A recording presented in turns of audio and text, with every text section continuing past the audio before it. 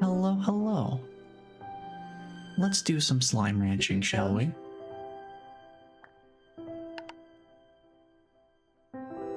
Hop on in here. So, the two things I was thinking of that are kind of my primary pieces of equipment I want to get. One of them's the market link. You can see that's right up there. It's already pinned and ready. So I need more pink plorts for market links. I also want to check and see what we need for... That be under warp tech? It would, okay. We have what we need for refinery links, so maybe we can just make a bunch of those. We have some money. I can make some refinery links, because these are something I've been very much sad to not have as many of. So let's see, how many can I make? 6 of them? Sure, that's pretty good. Because we already have some set up around different areas of the ranch, but we do not have many out in the field. And there have been some times that has caused an issue for me. Let's see, I think we need one in the back, don't we? I guess I could also do a maintenance run while we're out and about here. Grab these guys out of the way. Yeah, I hope everyone's been having a pretty good year so far. Yeah, carrot. Where do I want to put this refinery link? Maybe I set it somewhere around here. Maybe I put the refinery link back here and then put the market link here. That's what I'm thinking.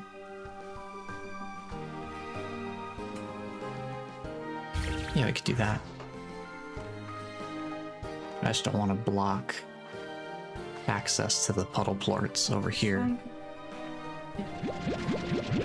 But there's a lot of plorts we gotta pick up, so let's maintain our setup here. Is trading. Oh, you guys have no ashes to consume. Let me fix that for you real quick. Let me use my voice. Let's get that there. Does this help? I'll start generating a bunch of plorts there. We'll just grab those, thank you. Let's see, we'll recycle some of the berries in here. This with multiple characters, you'll get really. Let's start grabbing some more of these here. Okay, so the other thing I was thinking of while we're working on the more tangible and clearly useful and beneficial items with the market and refinery links. I think refinery links were actually probably okay to start with the 6 that we have, or 5 now. So that gives us a little bit of wiggle room to work with.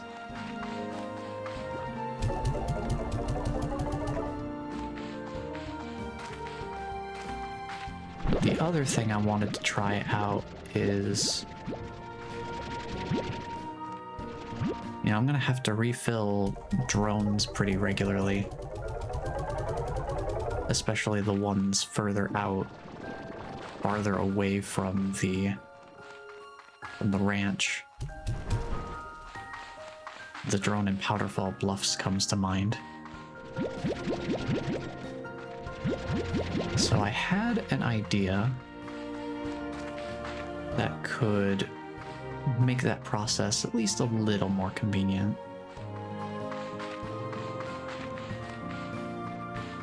I briefly mentioned before that I was using Warp Depot. I was using the Warp Depot tools, or gadgets, to basically have chickens grown in coops and then be able to use the warp depots as a way of bringing the chickens from one place to another, basically just having something sort of like a silo. Just like a one storage unit silo, effectively.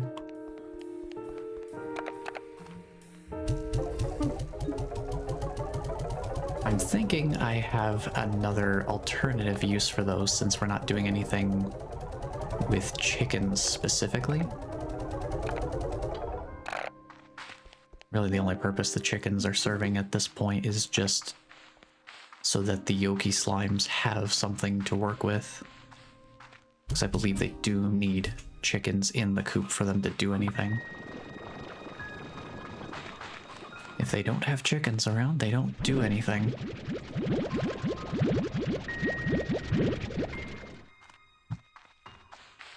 But what I want to try is using the warp depots.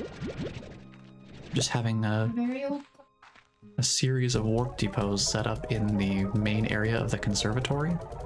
Fill them up with honey plorts. And then set one warp depot next to each of the quantum drones that we have set up out in the field.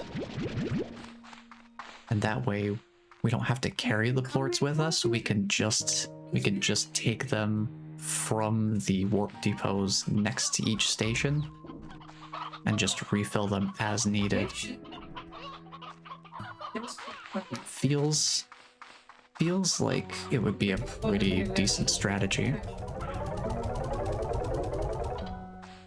It's one I want to give a try, and that's the more experimental strategy that I was referring to. It's not something I've ever tried, because we didn't even have drones until full release, so no way I would have really been able to test this in early access because it's not applicable. And it's not a huge deal because the only thing it's really saving is just me having to carry the plorts from the ranch to the drones. But I think it could be handy. Just to be a little bit humble, you know? And we can leave all of the... We can leave these chicks in here. Those 10. Oh my god! And then... Oh! Well, I guess I waited just slightly too long to deal with the eggs, because now they're just gonna hatch into chicks. No Yoki plorts here. Oh well. Live and learn.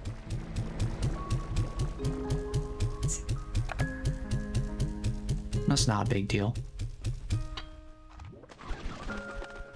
Let's see, we take care of that. Do we have any elders in here? No? Okay. We got those. This is already filling up beyond my inventory's capacity to contain. So we'll just take what we can hold.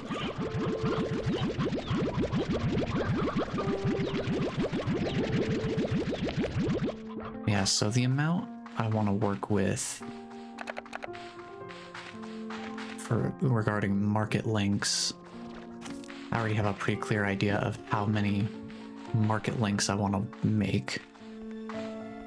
Since there are 5 ranch expansions, I just want to make those 5 to start with. I don't think the market link is something I really need to worry about having out in the field as much. Because the ranch is kind of the money-making operation center here. So I would say it's not really important to have market links to put out in the field as we're exploring or anything like that.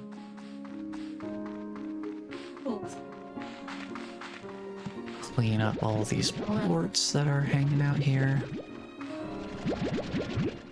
Kind of scared at me, but you know.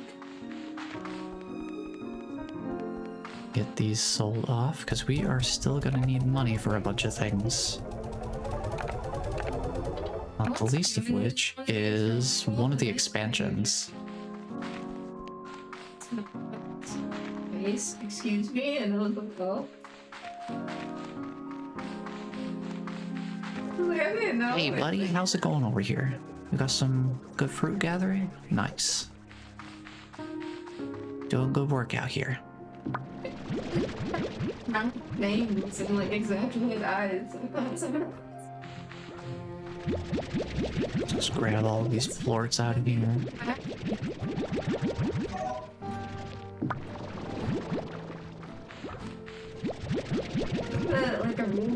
Yeah, I just want to make sure I have a market link for each of the expansions. So we just need 5.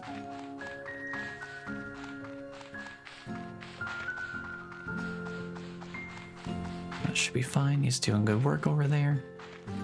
Might actually be able to afford the final expansion here in a moment.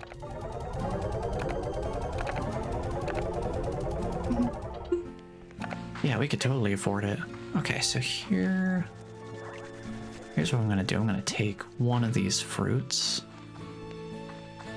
Actually, let's take 2. Yeah, we don't need to worry about it right now. I'm not gonna have enough money to set up the gardens anyway. But let's see, which way? It's this direction, right? Through here? No. I do not remember the way.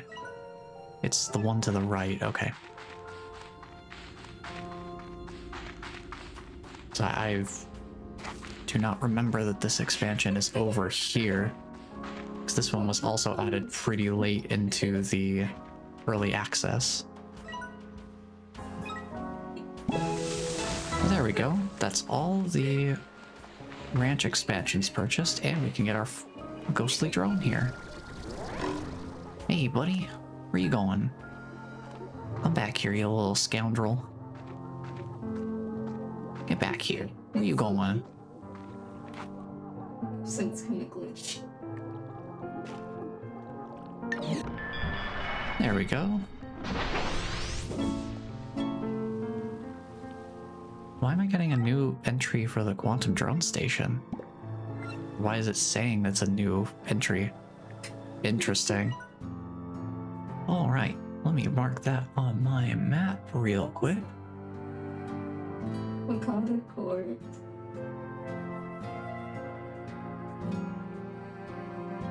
And that should be the last ghostly drone that's available through ranch expansions. We found one in each. Found one in each of them, so let's set a pin right there. Close enough. Doesn't need to be precise. Sound like business music, like this is just big.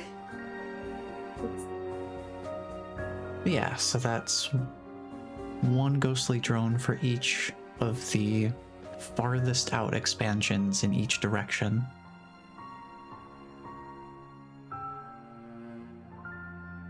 So yeah, aside from finding anything out in the wild, the only other 2 that we have direct access to would be buying them from the shop for 20,000 and 100,000 new bucks each. So we do theoretically have 2 more of them at our immediate disposal, but it's going to require some cash investment to acquire them first. So let's see. Let me take this spring pad and put it here. So we'll run past and then just head up here. Actually, I might put it a little to the side, just so I can run around the... I'm gonna put a corral down here. This is where I like to keep the twin slime, since it can pull things in from outside of its corral. I like to have it separate from any other surrounding slimes. Just kind of minimizes the risk. So I just have them down here. We just have the little spring pad chain there. And then set up the garden there. Can I move this root tangle? Yes, that would be much better suited over here, so that I can immediately access the garden area.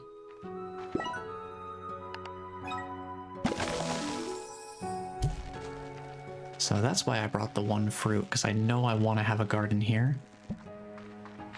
So I'm going to have the twin slimes there. I'm going to have rock and crystal slimes in these other two spots. And that'll be this area all spoken for. Let's do nutrient soil, so that we have consistent harvest yield. And then once I have more money, I'll come back and do more upgrading. And things of that nature.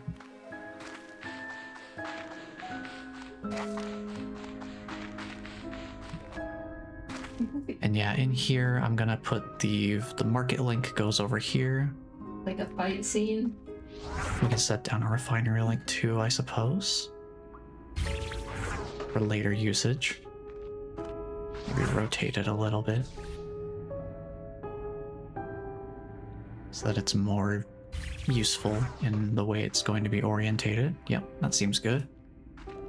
So what I'll do is I'll have the phosphor slimes here, and the baddie slimes here, and then the boom slimes, since they can explode, I will have them up here and they can be a little farther away. And I'm contemplating maybe we could move if we want it to be a little more thematic, we could put the fire slimes here instead of having them at the tide pools. Because this is going to be another garden here.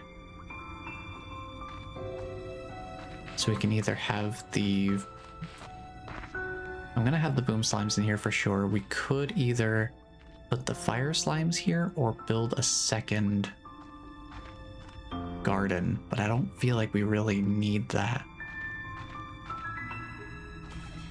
I think my main question mark is if I move the fire slimes out of the tide pools, what would I put there instead? Because I don't think there's really anything else particularly thematic that feels like it fits that area.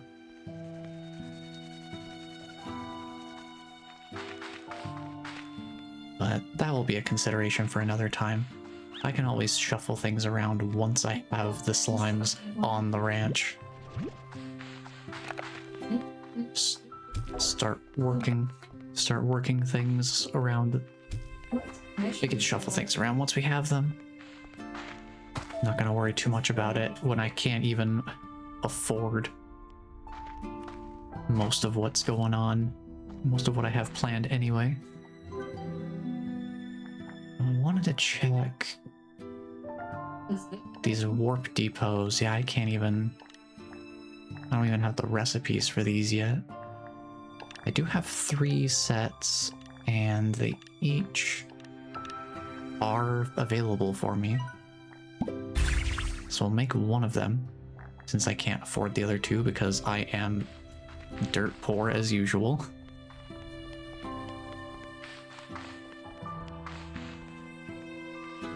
It is a solvable problem, but it is going to take some time for it to really settle in.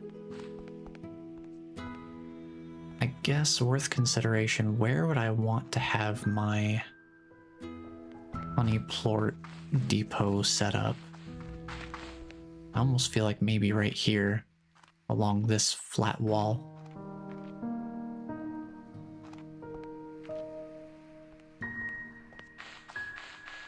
Because how many warp depots are there that you can even work with? Or 10 of them? And if we're going to have one for each of the ranch expansions, I'm not going to worry about having a designated warp depot for each of them because I can just pull from whatever plorts are in the same area. So I don't need to dedicate resources to them quite as specifically, which means that would be six of them, because we have this and 5 expansions. So that basically means that there would only be 2 drones at maximum that we would not have a dedicated warp depot for. Which, honestly, that would be fine. We could probably just whatever 2 drones are closest to home base, we probably don't need the warp depots quite as badly for them.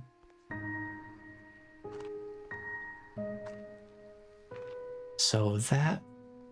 I'm just trying to think, would 10 of them all fit together here? Oh yeah, these things are skinny. We could just totally set up 10 of them here. Timmy, my country boy. Let's go. I think this will be the right spot for him. Just always speaking up for Jesus. Start setting them up here. See what I can do here. My city boy. He's brave. He uses street smarts to shield his brother from the rest of the squad. There you go. So yeah, we'll just start setting them up like in a line here. I'm not going to worry about specifically color coding each of them.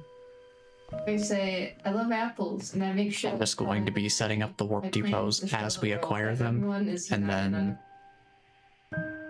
just set them up as we have access to them, and I start spreading them out.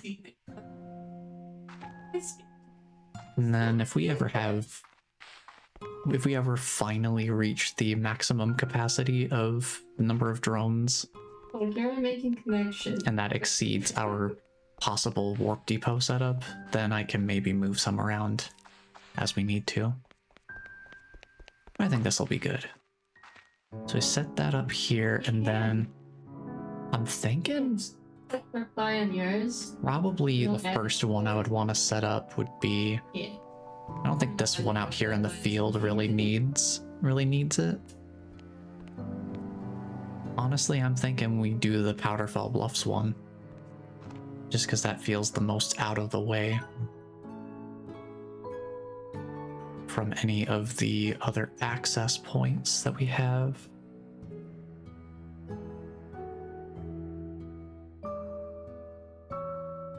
Because where do we have drones set up right now? We've got... Hey, the ones on the ranch I do need to refill, actually. Oh yeah, I took the one out of the Starlight Strand and put it in the Grey Labyrinth. I forgot about that.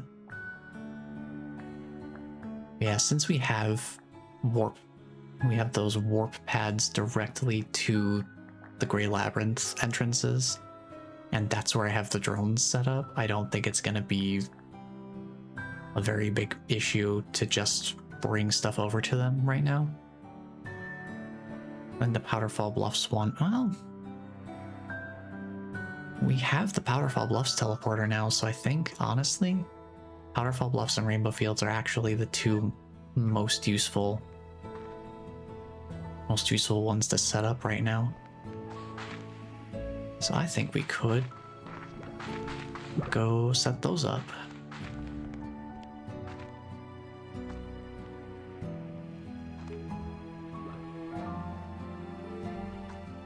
Ironically, I was thinking the Rainbow Fields one would be closest,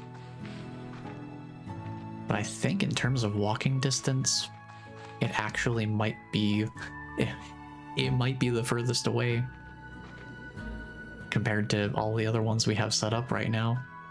So maybe I'll set it up there instead. Let's see, we have a new message. I want to read this. Oh, Victor. Oh, thank you. Another attention flag. I suppose. Maybe someday I'll find a use for those. I guess if I wanted to, I could set those up. I could set those up next to portal, well, no, fort collectors in the Grey Labyrinth that I have already finished. I guess that could be a use for them if you don't want to do your marking on an external screenshot of the game and, you know, mark it yourself in something like GIMP Paint. You could use the in-game marker flags instead.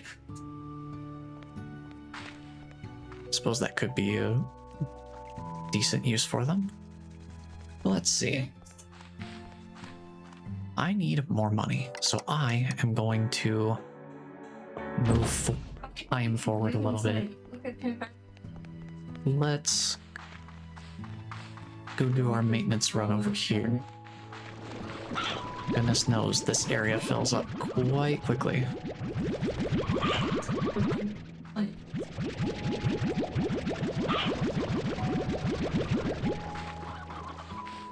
It's pretty cool. You can add links and stuff. Let's grab these fruits. Do a little bit of fruit recycling here to keep this filled up.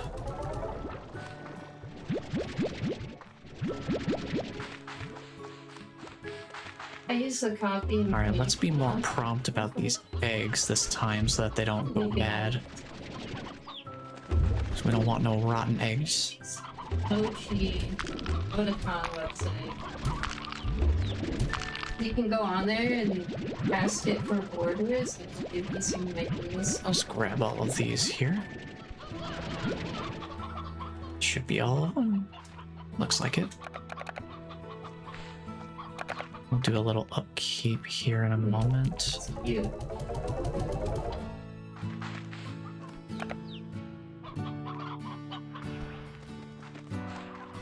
Let's see how many I sent you the link. these guys we're working with. A lot of them are adorable. They don't have that edginess to them. Okay, there's one extra rooster here, so let's go. Might work. There's 10 of those, 2 of you. We'll toss the rest in here. Something that's That gives me enough room to take the rooster and send them over there. one. Then we can head down to the tide pools area. You just can tell the kind of people that make them are like cutesy scene people. They do burn through a lot of resources here. I kind of wonder if maybe what I could do Oh wow, you is... searching? Actually, hold on. You're gonna submit a combo. You don't want to do that. Did I want to search one up. Yeah, here. Jester. I think it's gonna be time for me to set up that second garden.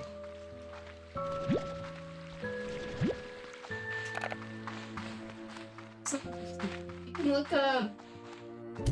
Set these Search guys. emojis. Yeah, I think it's time to set up the second garden here. Yeah. That way I have more spare fruit to toss into the incinerator here. Get some more refill for the ash trough here. There we go. It's filled up.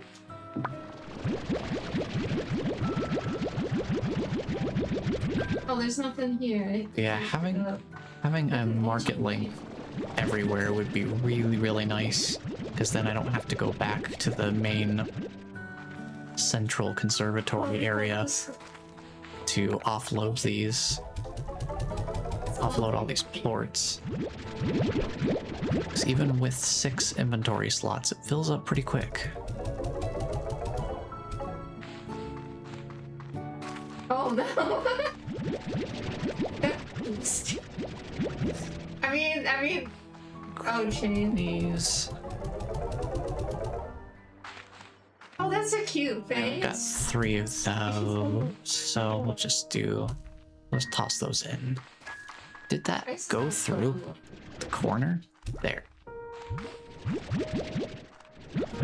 Use that as like a calling card in the future. I'll have to come back for those dervish plorts at some point. This is where I'll set my first market link, is down there.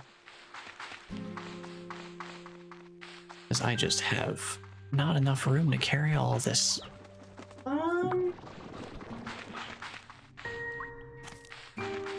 Being able to sell stuff down there would be very convenient for my current setup. Maybe if I just Let's toss the honey plorts in here. We'll save the other 20 for the other drone.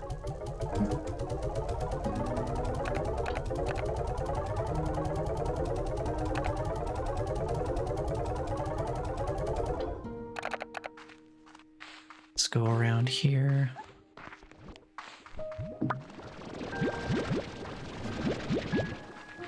Pick up what's available in the immediate area. We have enough for our first market link. That'll be very handy. Mouse is the only thing I can think of that's edgier. But not like outright katanas and stuff.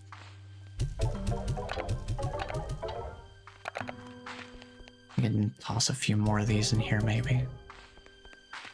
Not really looking for anything super specific. I just want to generally keep them well charged. Here's one that has the card. It's like enshrined. Yeah, that's why these guys, I don't feel like they really need a dedicated warp depot setup, because if I really need to charge them up in a pinch, there are multiple corrals just right next to them. And I can just pull from here and fill them up that way if I really need to. And it's not that big a deal to just do it that way instead. Saves the warp depots for the stuff that's out in the field that's arguably less convenient to go out of my way to bring plorts to.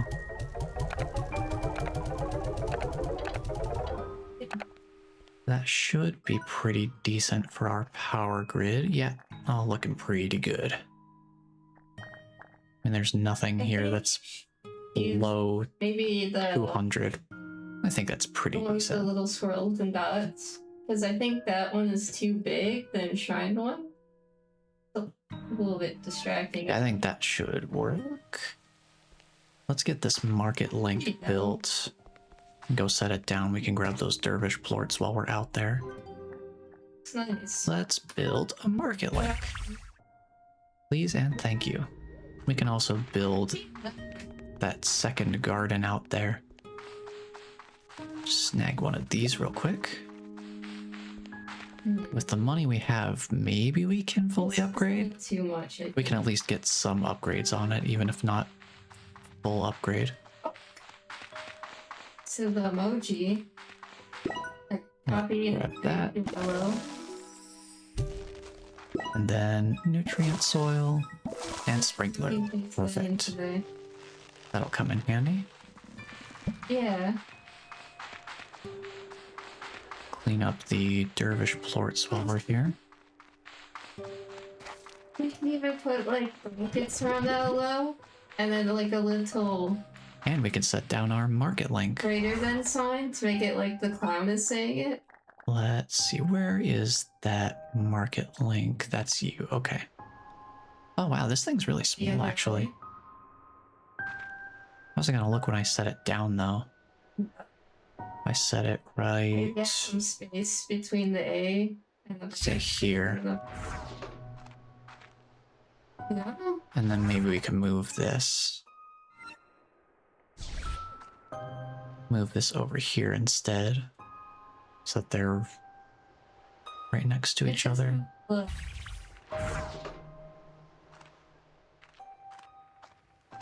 I think I guess I don't know which way I want to have, which one I'd want to have on the left or the right.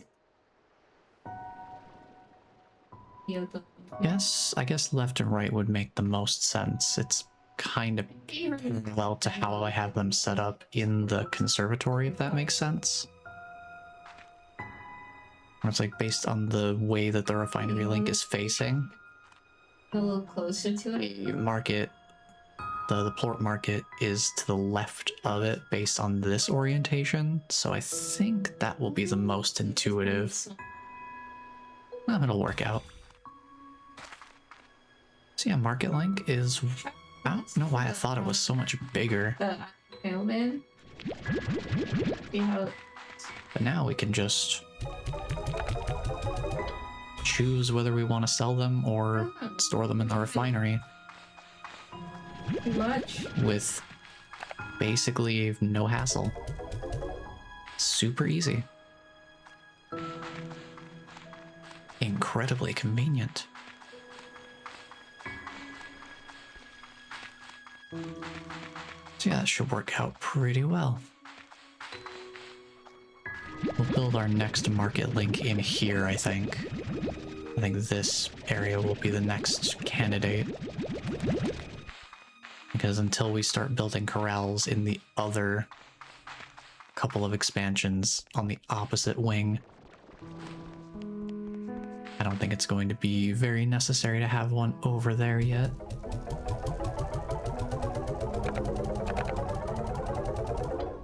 Speaking of which, we could start setting up some corrals out there.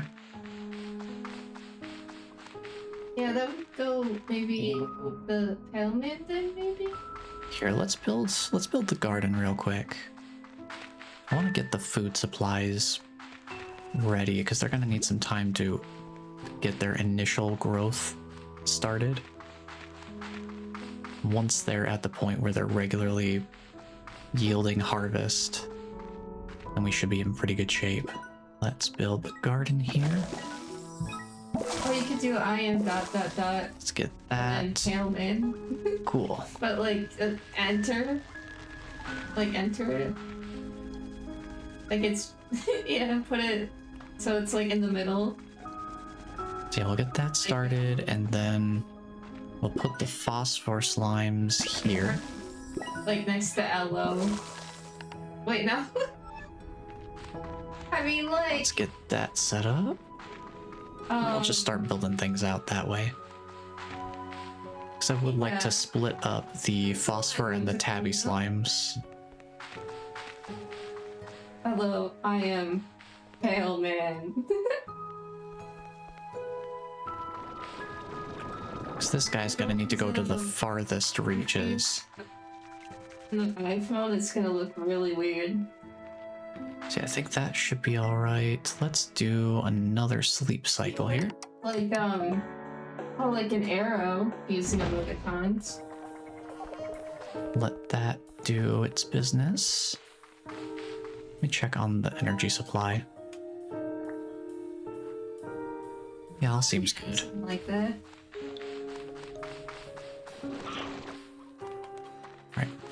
While things are happening here, let's go set up the gray warp depot. And I can start getting that idea tested out here. You need to glaze yourself a little bit somewhere in here. Because the idea is that since you can build gadgets anywhere, we can just set up a warp depot at the conservatory. Yeah, just say you're really just good at fill that up with honey plorts because that's what we'll have the most of. Oh, it disappeared before I could grab it. I don't think I've ever had that happen. I don't think I've tried to harvest something as it's being despawned. Look at that sketchy. Outright, like. So let's see, where do I want to set this up?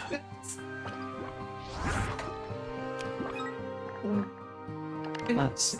Good. So basically the idea is that I take the side of the deposit area here. Put that there. And then bring that out and immediately just put it in here. And that's how that'll work.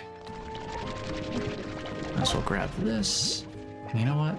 Since there just happens to be a port here, why not? Before the butt. Why not? Little thingy. Why not just grab a couple of ports since they're happening anyway?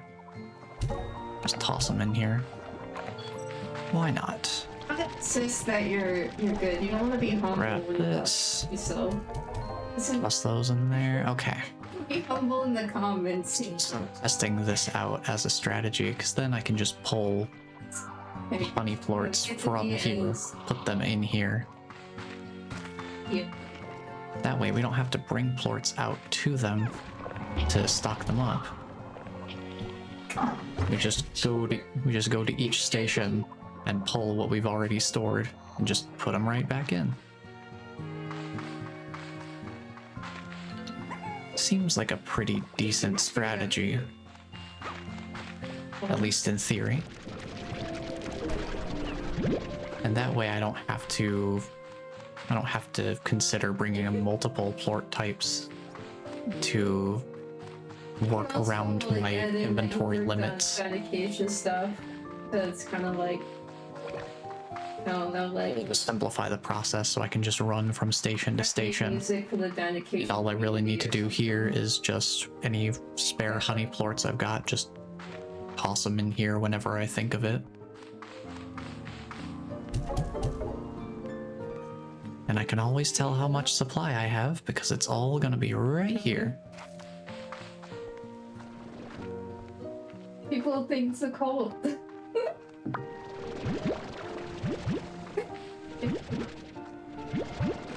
Now that these guys have had some time to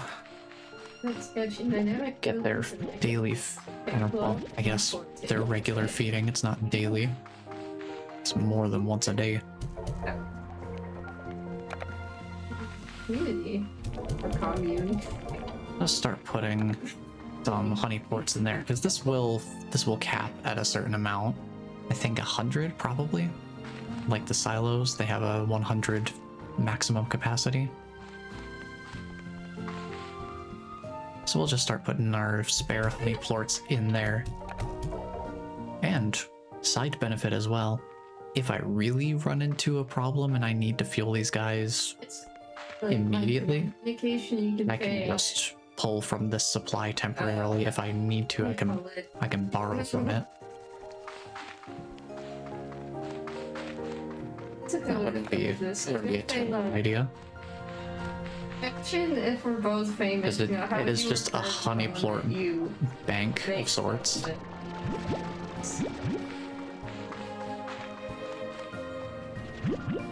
Like instead of a gold reserve, we just have a honey reserve. Meditation are pretty, I was gonna say pretty close, but that sounds weird, doesn't it? Let's see where we want to go with this. Oh, me and Dedication are pretty close friends. It's taking all the honey plorts and putting them in here. You know what I just thought of as well? I have this dash pad. How about we put that here? The Dedication I met on Gameville. Because then what we can do is if we're sprinting between these spots, we can get a temporary set of infinite sprint.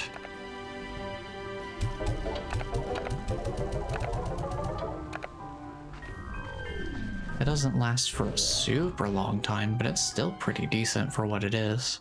There you go. So having dash pads set up all over the place would be nice too. Like, oh, you're Dino's friend, you know?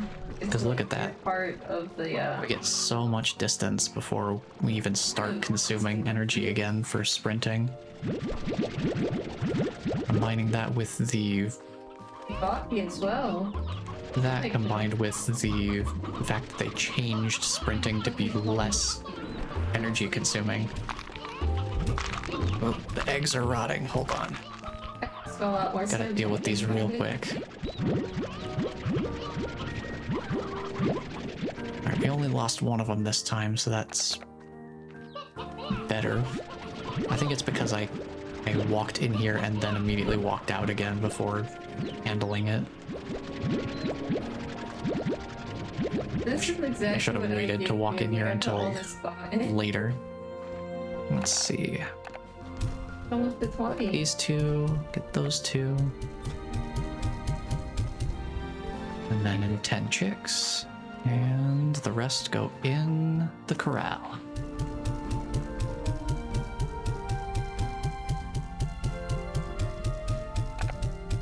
Toss them all in there. These go in the refinery.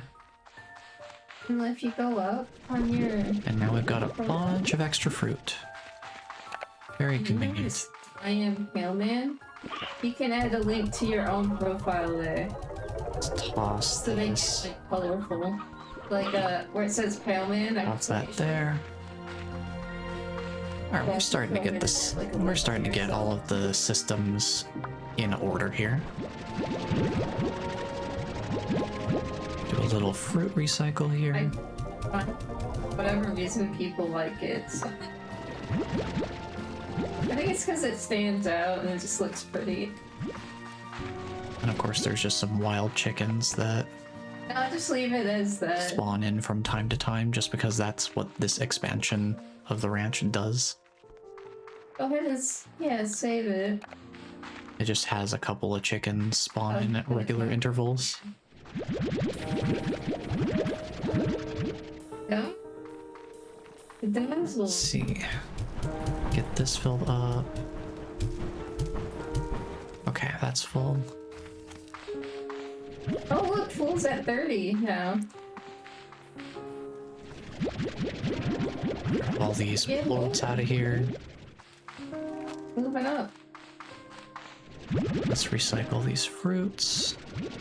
Excuse me, buddy.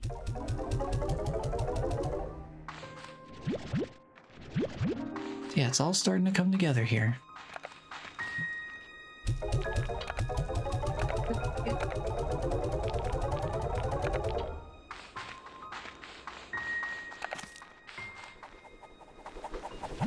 Yeah.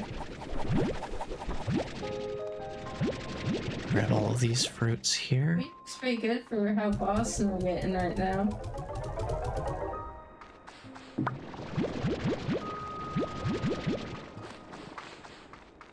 Yeah, it's all really starting to come together here.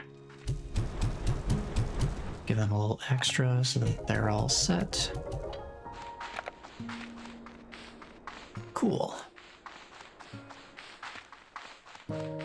I am.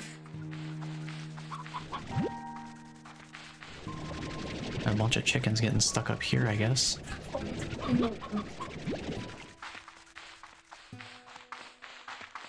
Toss those guys in here too.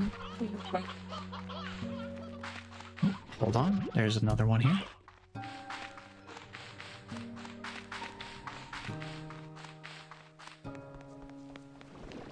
Alright, that's another round handled there.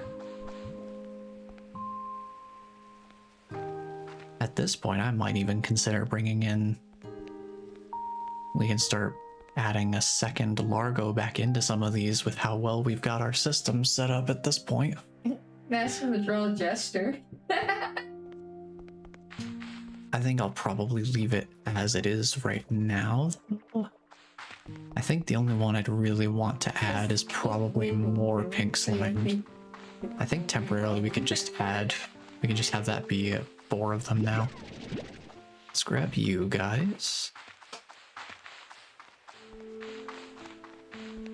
We have any... Oh, we do have spare honey plorts because I've been storing some in this fun little warp depot. This is another good use of the system. Building like an online personality already.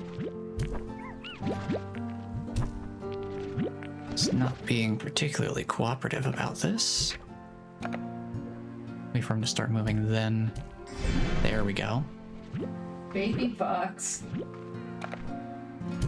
They look like a child.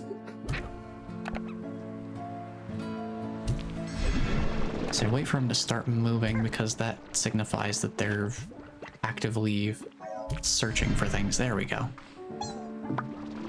We toss some food around to them because they'll eat again now that they're largoed. This way we can get a bunch more honey plorts and pink plorts, which we need for the market links. So even if we don't leave it this way long term, or what our current goals are, it makes sense to increase their presence. And pink slimes are super close by. Like, there's no more easily accessible slime. Back to the ground. So not a problem to have them there. With that in mind, maybe we run around and do some refinery link setup. Just put some back in places that I would want to have them. I don't know that there's anything I want to put down in Starlight Strand. I kind of already have that figured out the way I want it to be. I don't know. Powderfall Bluffs really... I don't really go there often enough for it to be... Well, I guess I'll hang on to the refinery links for the Grey Labyrinth. That seems like the most useful place to have things set up. So with that in mind, we've been doing a bunch of prep work and setup and things like that. I think we're in pretty good shape with what we've got going right now. I do have some money. I could set up more of the corrals and stuff here. I do want to get this garden plot maxed out over here. Let's get the... Now, let me get the garden that's over in the other expansion here.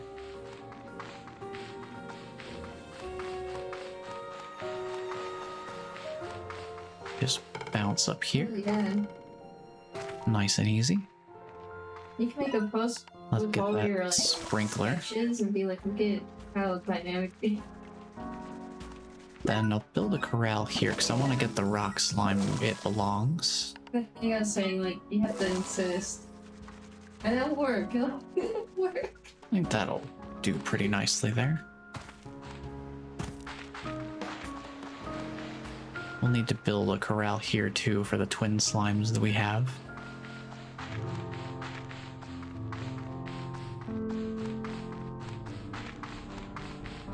Because it's like, yeah, I could use the money to build more of the drones. But I think I want to get the corral set up a little bit more first. Just really get this place in order. Because once we have things really firmly set up here, then money making will be happening a lot more consistently and passively. And then after having liked their comment and then delete their comment.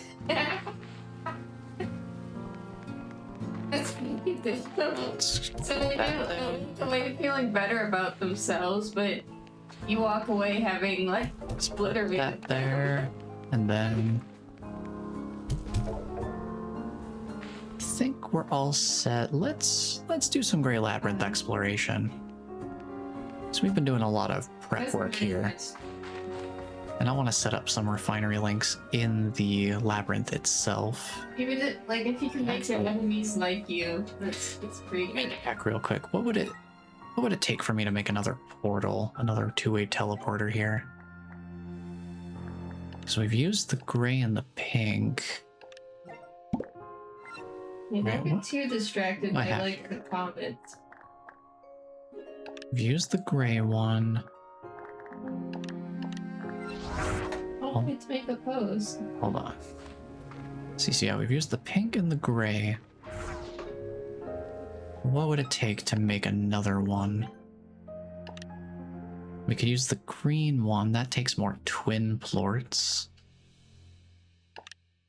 And dream bubbles. Yeah, the green one, probably not. something to worry about right away. We almost have enough baddie plorts for the violet teleporter. I just need 5 more. What about Binding of Isaac music? And then, Listen to how much money was that? one of my favorite. 2,000 new bucks. Okay.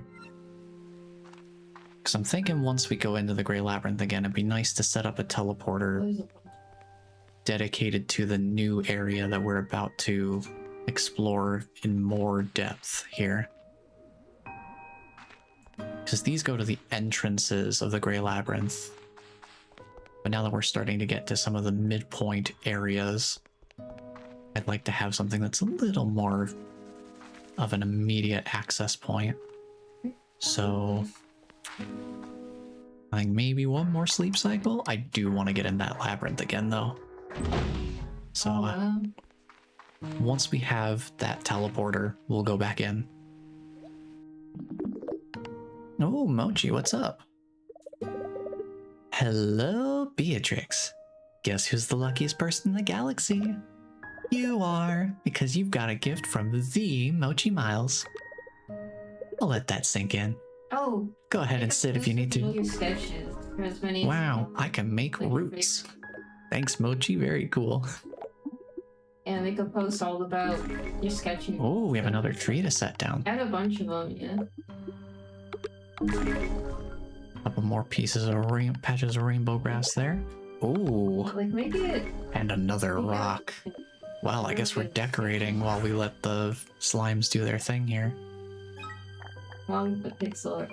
I did want to... The pixel posts later. I wanted to set up a little bit of... I wanted to round this out a bit more.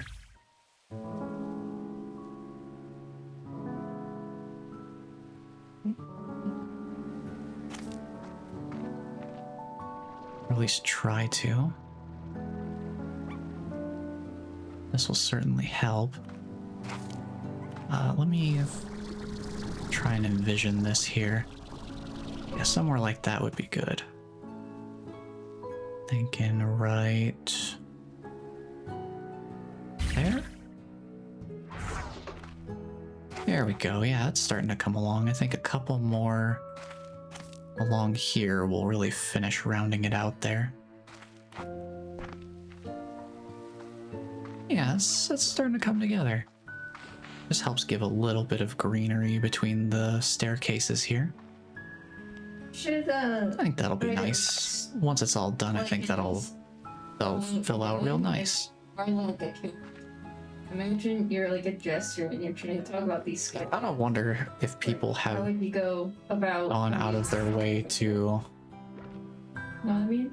cover all of this sort of dirt/sand area with grass. I wonder if... Is there a limit to the number of gadgets you can place in an area, aside from just how close together the game will let you put them together?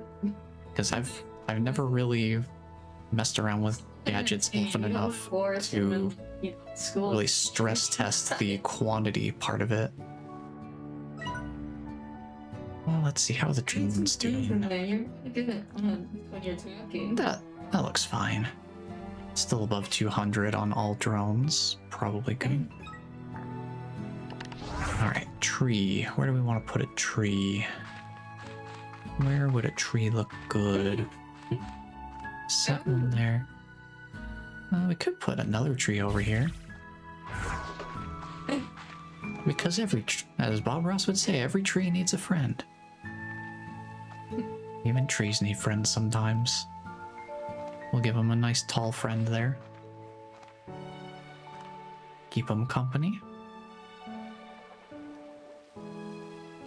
Maybe on the other side, let's... I'm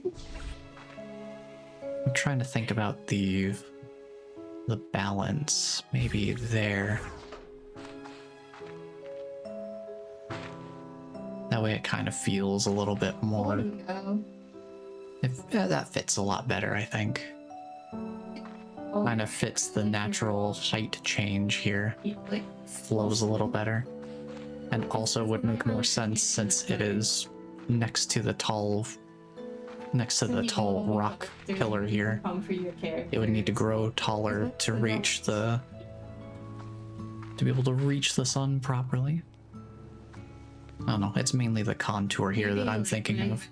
Like short to tall to even taller. This looks a little better to me. What do we want to do with this rock clump here? It won't let me. I want to tuck it in between these planters, but it will not. It will not let me put them that close. These rock clumps in particular, I'm just not allowed to put them very close to anything. I wonder if maybe it's because of their collision or something like that. Maybe they don't want people wedging themselves in or getting stuck somewhere. Get there, like at a megaphone or something. Because of the way that they've placed these next to other objects or something like that. It's possible. Let me just put the rocks there. Hello, Bless. Welcome on in. Thank you for the task, Meow. Always much appreciated. How are you doing today? I am decorating. I just finished putting down a bunch of decorations that I just got from a bunch of friends that gave us a call all at the same time. And you do content, you know. So we set down, let me see. A research paper. We set down a couple more rainbow grass here and it's almost done. We're almost done rounding out this little patch of grass here. I just want to put down 2 more right there that should finish out this little patch of grass I want to set down out here. And that'll kind of fill out the space between these staircases here. We got another tall tree, so I set that down here to give this tree a friend and to kind of round out this contour between short to tall to even taller. And then got another rock clump from Bob. So that's what we just set down right here. It's kind of challenging finding spots for these rock clumps because they do not let me put them very close to other things in the environment. Yeah, you should at some point make I want to put rocks closer to other things, but the game just will not let me.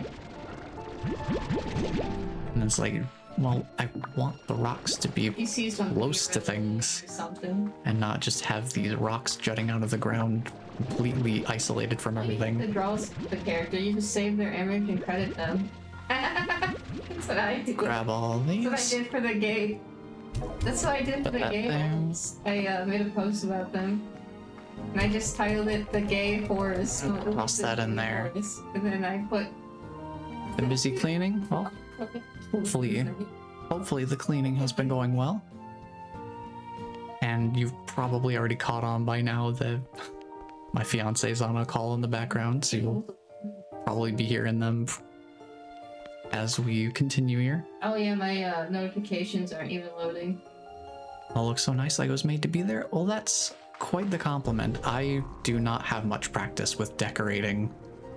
I don't often go out of my way to mess around with decorating in the seldom few games that I actually play that have something like that. So that's high praise. That I'm actually doing a good job of decorating.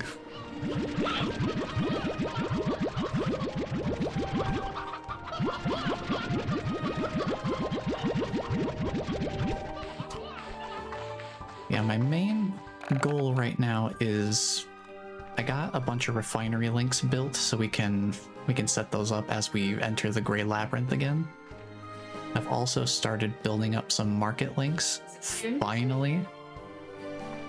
because my goodness, I really, really, really needed those market links Damn, this is to start setting stuff up. I would like to remind our present company that I am family friendly, and that we don't do the swearies or the curses.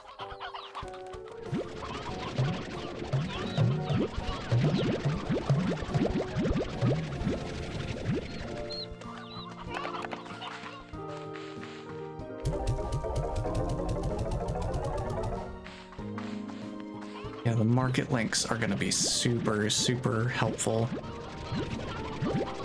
I mean, just the one that I have made so far is already incredibly beneficial. Here, I need to sell some stuff here, because I can finally go out here and just sell the stuff that I've got. if it's a meme. Or if I need to, toss them in the refinery link instead.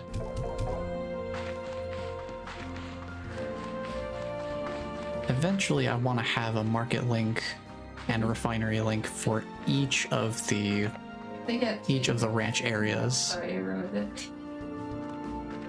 So like I'd have a market link here, and then one for the cave, one for all the expansions. But at least for now, I've got something over here, so I'm not completely up the creek without the paddle.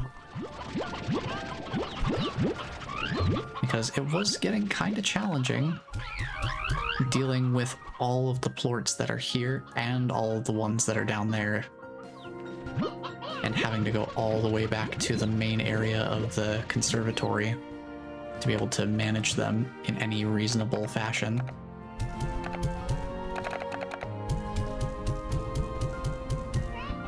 Get those. We have no elders here still. Okay. It's been going pretty well, it seems.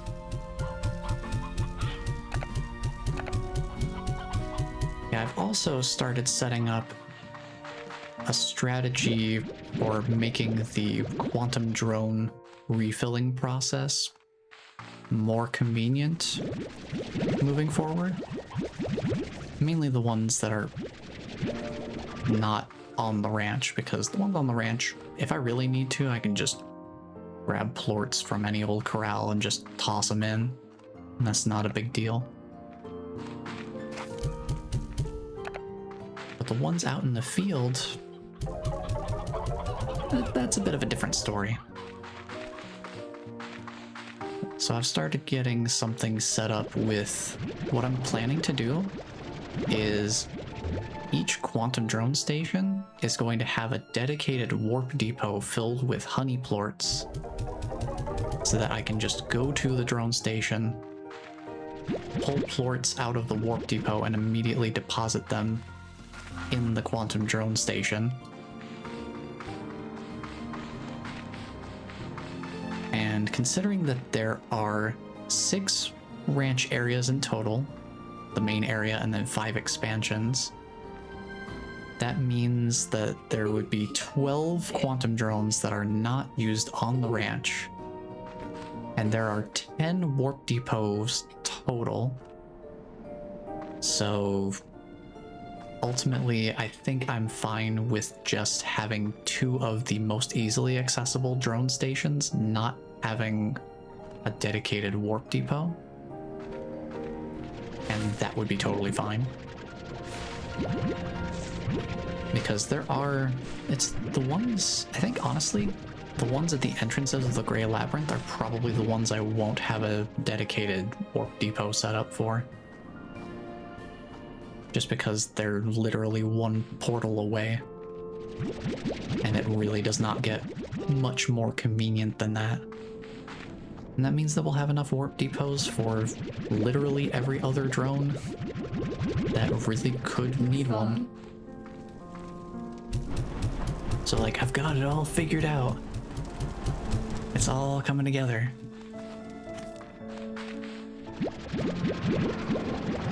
Of course, that is working with the idea that there are 18 drones at maximum that we can acquire in the game at this current moment. If there are somehow more drones than that, then no, I'll be working off of the same priority system,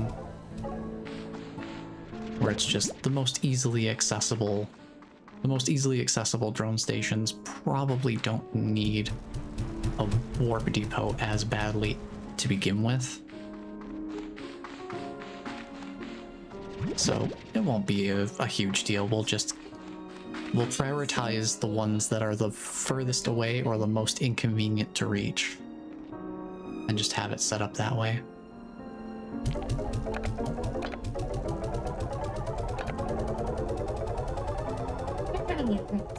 Sounds like a waltz in a way.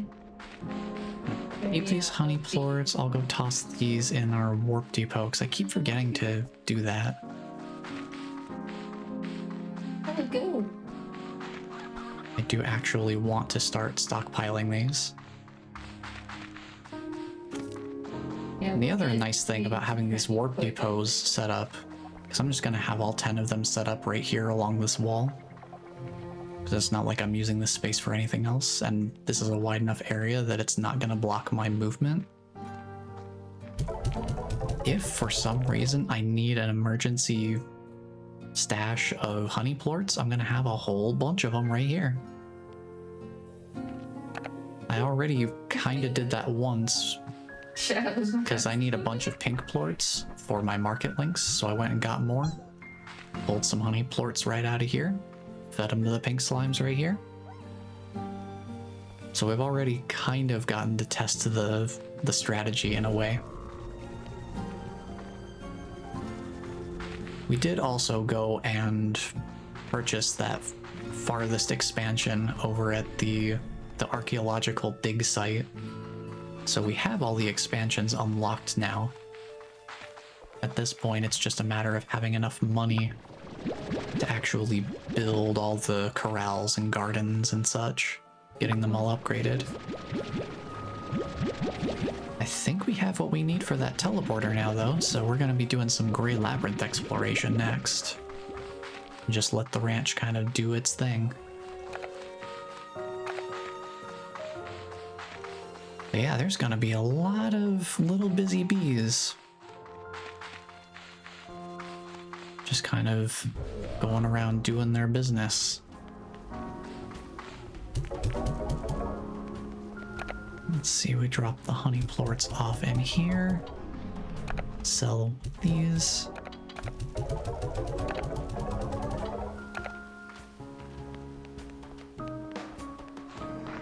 Let's go build that teleporter. We should be able, yeah, this one right here. Gesture that you like make a post about. Violet teleporter. Because now that we have a teleporter for each of the Grey Labyrinth entrances, now we've reached the point that they both converge onto. I'd like to set that teleporter up. Oh yeah, you want to go to the characters. And we'll set that right. Something that farms engagement, you know, because there's probably someone who'll be like, oh, I have a gesture OC. I'm trying to think, will I have enough room over here if I put this right? No, grab it. It's fine. Just make sure to credit them and stuff. Here. Save their image. I'm trying to make sure they're not too close to each other. Can look back to That'll just head back out that way. Okay. Cool. You can pick the collector and the person who made it, and then I'll. Alright, I don't think it really matters too much which way I go through, I'll be like, so I'll just take the way that I know. I guess. And when we reach the main area, Do these. That way I can reference. reach the main area that they all converge into, we can just get that all squared away. While I'm thinking of it, I might as well Why don't you save as? Click send all of my resources that are in the quantum cloud to the refinery. Just while I'm thinking of it. We have a bunch of them. Honestly, at a certain point, we're not going to even need to have these set up to grab materials. So now that I actually have to think about, once we have Maybe like a materials maxed out, and we don't need to grab any more of them because they'll already be full.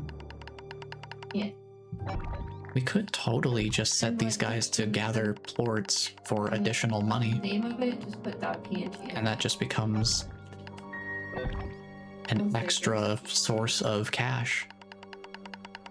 Honestly, if we really wanted to, we could do that right now. But I've prioritized having materials Okay, well, you can just like. because we're already earning money passively with the ranch setup over time, so I don't think it's really super necessary. Make sure the credit note and everything. But we could, in theory, we could gather plorts instead of materials and just do that instead. Totally possible to pivot at literally any time.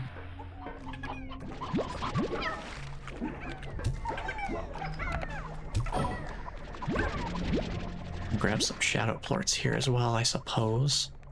For whoever might still be around. Oh, there's some over there. Oh, yeah, there's a shadow jar here too.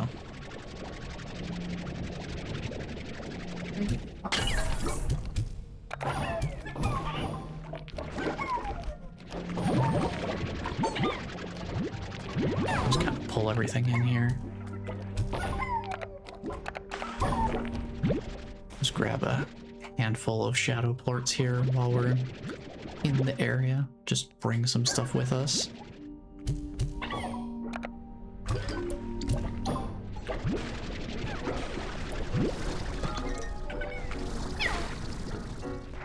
Sounds good. Just because we can. I'm not gonna stick around for the prismatic event because we've got a bunch, and I mean a bunch, of prisma plorts already. Also, I had like I don't feel like we really need any more of them.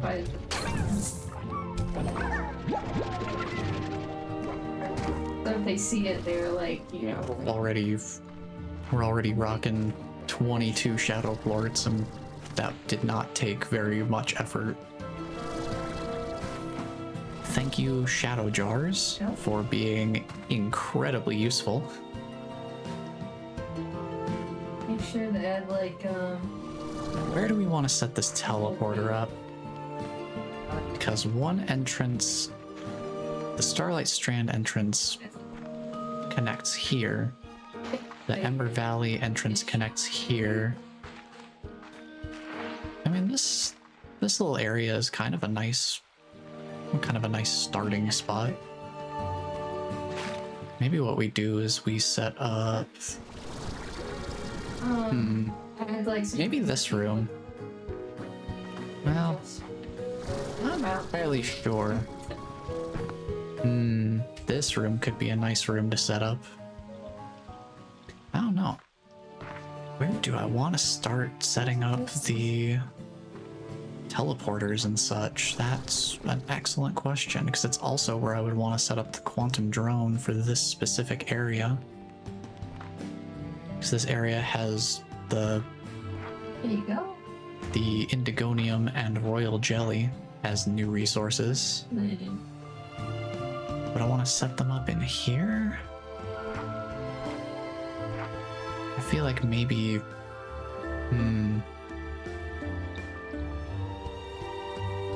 Maybe down here.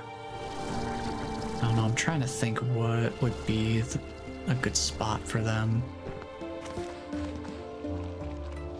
Got some tin petals, those are nice. We have a lot of those. Just trying to think what's a good area to set up in. Well, you forgot I mean, to we could stick with... say what character the stressor is and link it. We could set up down here. Just a nice little golden ring area. I don't know, I kind of like having it in a more contained called melon zone. I'm just trying to think where I want to set this up. Ooh. Hello, royal jelly. That's what I'm talking about right there. I didn't realize that was a spot I could spawn up there. Honestly, I think I do want to set up in here. So, well, that's where we got our map node as well. Oh yeah, that reminds me, hold on. I did want to retake one of the screenshots that I got.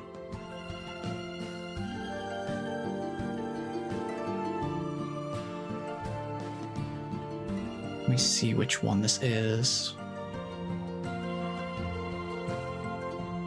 There was one spot that I took a picture pretty deep into the... I think it was the door leading to the permanent plort stabilizer. This one down here. I think it was this one I took a screenshot of, right?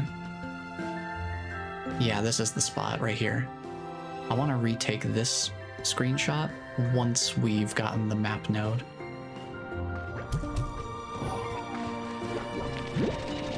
Grab some more shadow plorts while we're here, why not? I even have a shadow jar in here for me to just...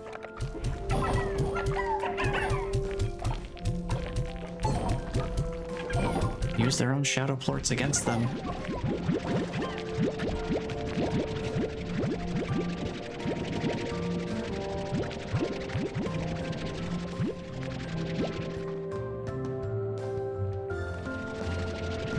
That's definitely a strategy you can work with. So now we're up to 40 of them. Not too shabby.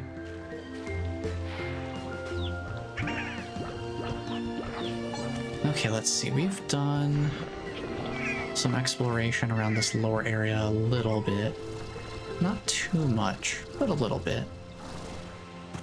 Now let me close this screenshot I have on the side here, because now I remember what area I wanted to take a new snap of. So we'll do that when we get the chance. Let's try and get that map node that's in here. Because I do want that before I take this screenshot again.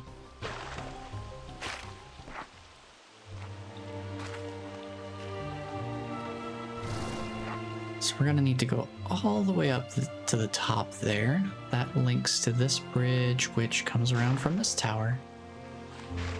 What do we need for this tower? Well, there's a plort door that only opens from the other side.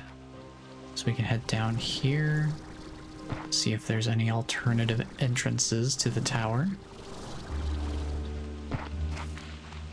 Because I'm not super familiar with this area, so I don't remember if there are alternative ways in. Looks like another bridge that leads to this tower. Another plort stabilizer gate. Oh yeah, I forgot about that too. If you have unstable plorts in your inventory, I think if you walk through, it just stabilizes them straight in your inventory. Oh yeah, keyboarder. Which is pretty nice. I don't know, however, I don't know if that allows them to potentially have that duplication chance or not. Ooh, another tree. Nifty. I need that map node so I can take this screenshot. I'm not even gonna bother taking the screenshot yet. I really just need that map node.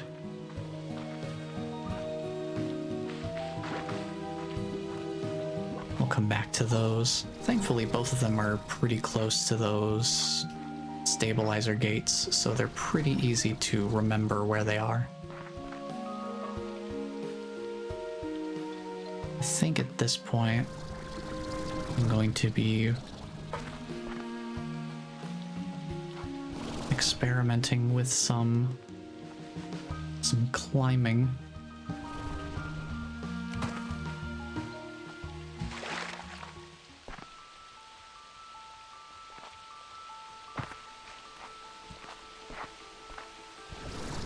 Let's see here. Let's go back up here. This only opens from the other side. Maybe I should go over here. Let's start down here at the bottom and work our way up. See what we've got going on around here.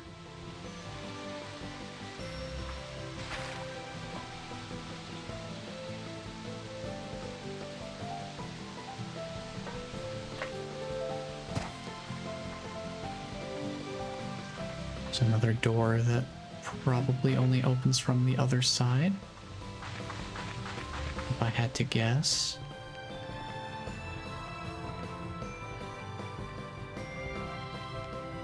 Or maybe it's a light puzzle.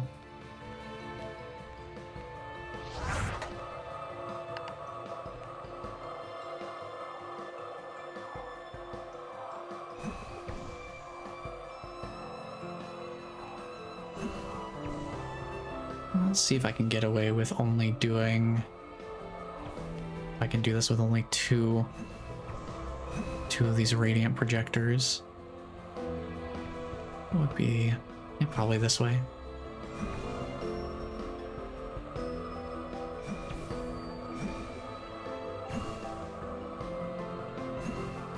I don't know if that's gonna let me get away with only using 2 of them.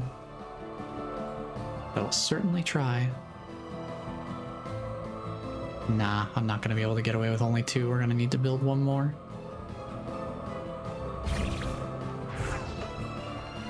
We'll come back to this then.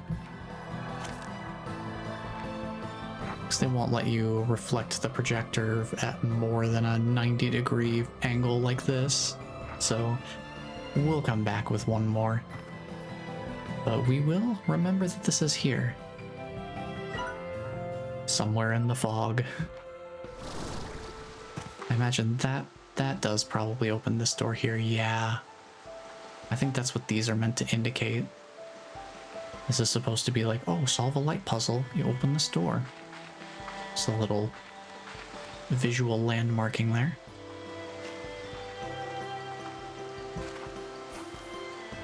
Which is certainly nice of them. So we'll just need to make 1 more radiant projector. I think once we have a 3rd one, we should be able to likely tackle whatever puzzles we come across. Maybe you're a light puzzle. Oh no, maybe I am a light puzzle. I never really considered that possibility.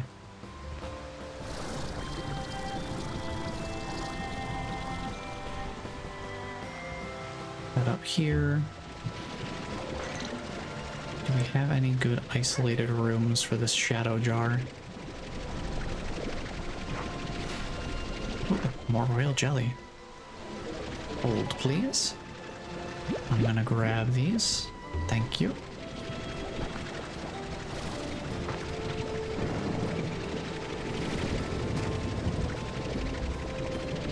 Oh, I see. Okay. So this connects to this geyser. Oh yeah, these platforms, these little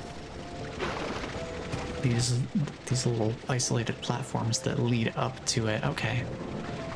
So this is where we got that floor collector up there. Okay. Actually, you know what?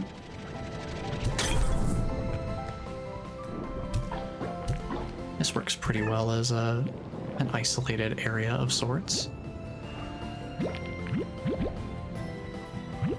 I get the feeling the game is glitching out a little bit. The audio glitches. It's just not playing sound effects for everything. To be fair, there's quite a lot going on in the Grey Labyrinth, so if any area just in the normal game is going to push performance, seems like this is gonna be the place. There's some more black indigonium as well.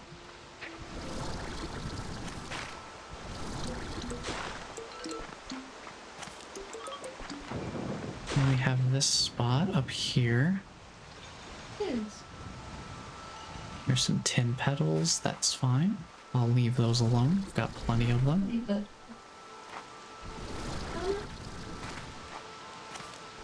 What's going on up here? Just start climbing. Get a nice overview of the whole area. I see another GG communicator over there. We could head that way, but I really want to get this map node first. So let's go grab that. This should be the right spot here. There's another plort collector over there as well. Ooh, ooh, ooh, ooh. Maybe just a little bit of visual pop in there. Ooh. Ooh, I'm just gonna look away from that. There is nothing wrong here. All is exactly as it should be. No problems whatsoever. Let's head on down, grab the map node, open the door, and we can set up our teleporter here. And once we have a spare quantum drone, we'll do that in here as well, as long as it can reach all the resources I need. Now, where to set the teleporter? Where to set it is a good question. Maybe...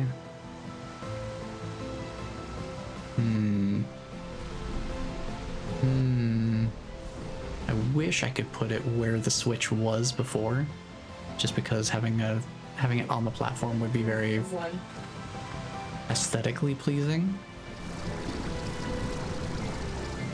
But yeah, practically speaking, I would want it to be on the same level as where I'm actually walking. So maybe...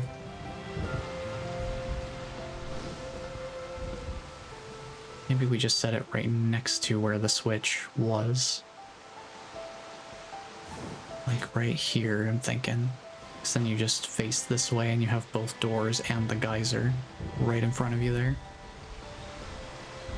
I think that could work. I just have to find the limits of where it will let me place these things. I think just a tiny bit further. Right there.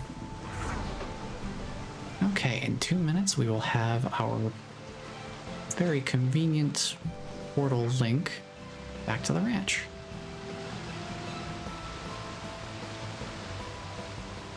And once we can afford to build another quantum drone, we'll probably set that up to one side of the geyser, I would think. Or maybe we tuck it in on the other side of the switch here. We'll figure it out. We'll see what makes the most sense. So maybe we do just have it over here. Depends on where the game will let me kind of slot it in. Yeah, now that we have the map opened up, let's go take those screenshots so that I can properly mark the locations. So this was one spot right here. Zoom in so that I have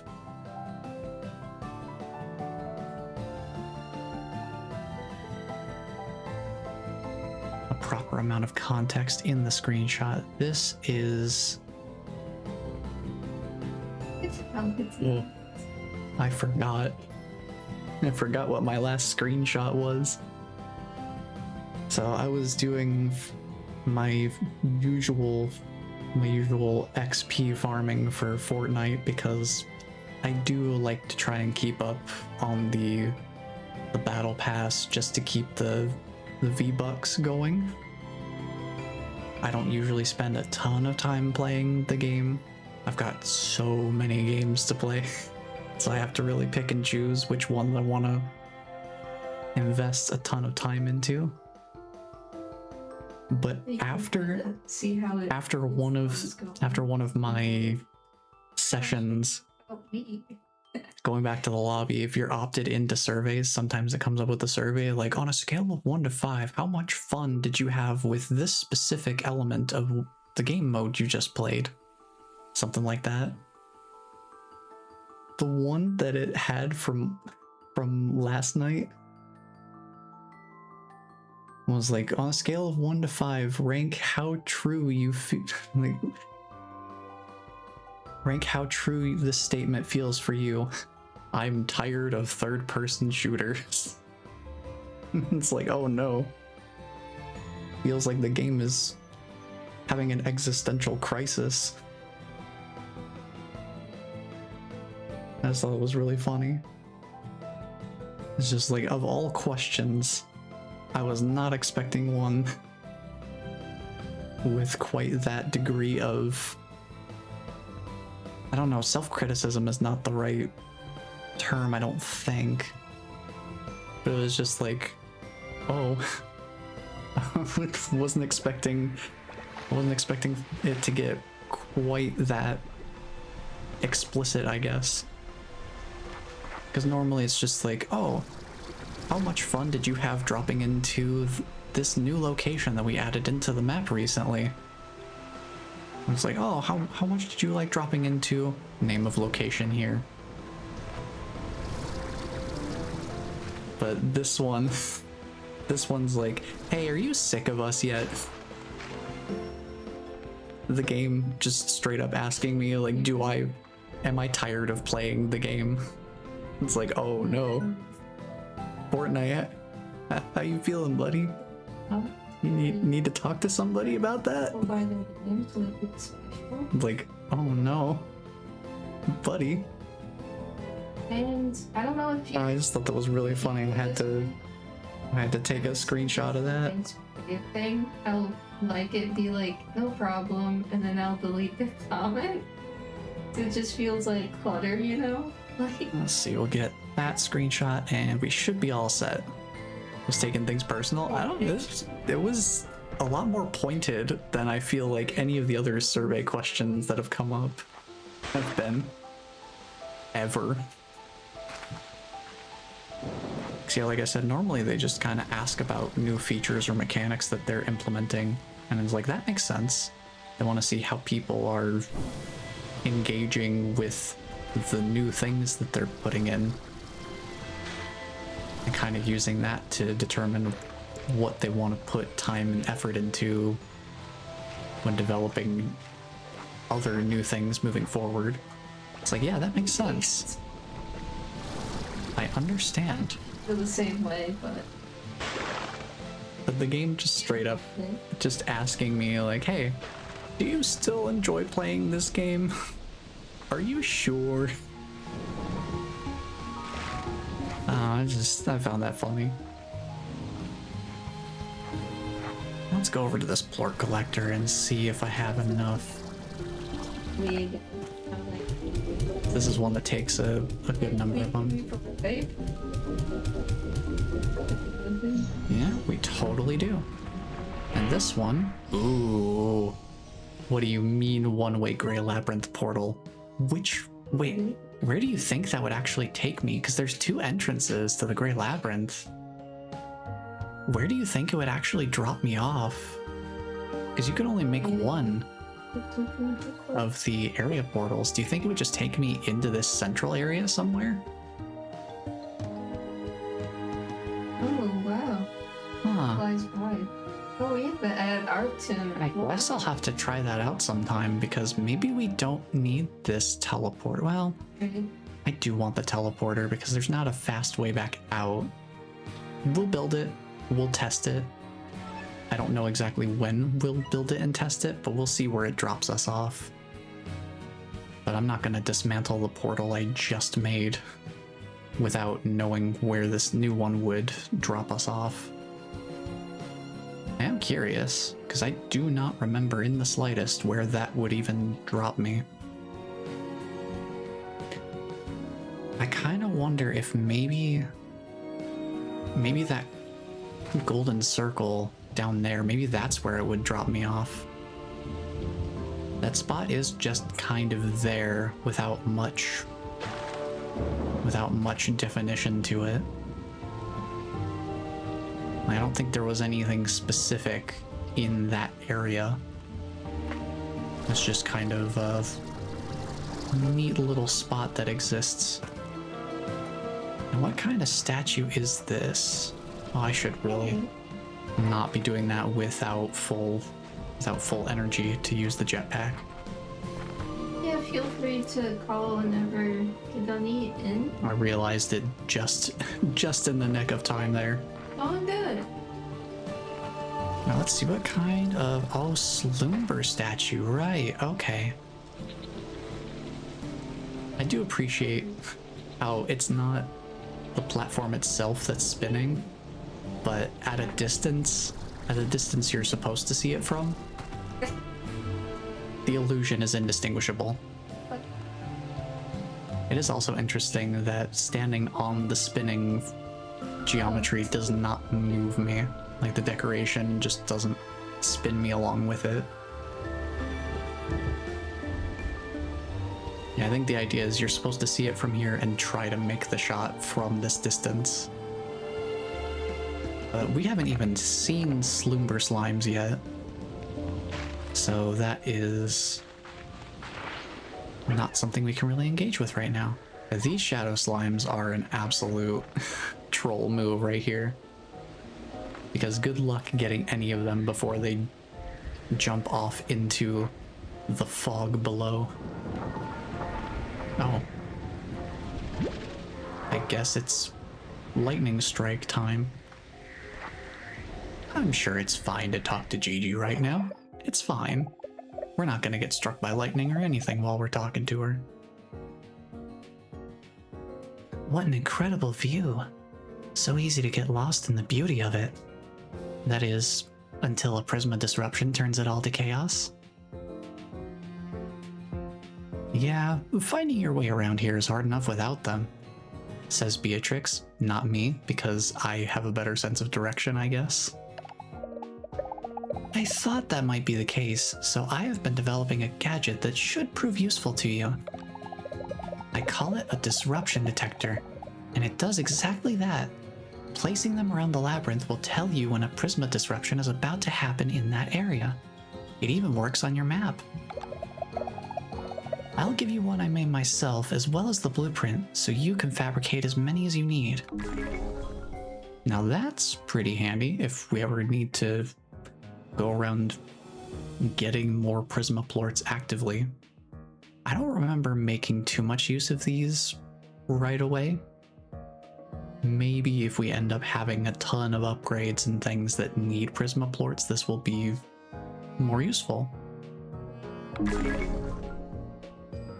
But at the very least, it's useful as a sort of early warning system, so that if we want to kind of steer clear of areas that are having it happen because it's going to be more chaotic, wouldn't hurt to have the knowledge, I suppose.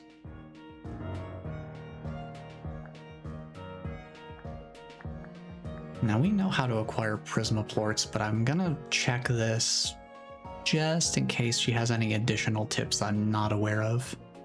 How do I acquire Prisma plorts? Prisma plorts can be acquired within the chaotic Prisma disruptions that happen all over the labyrinth.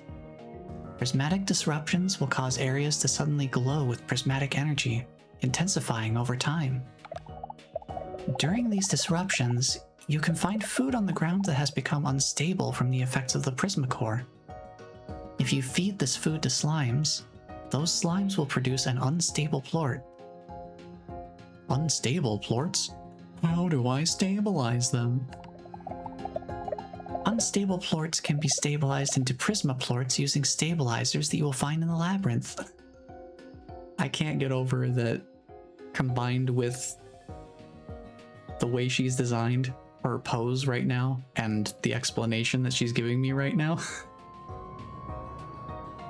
We're really getting actually right now.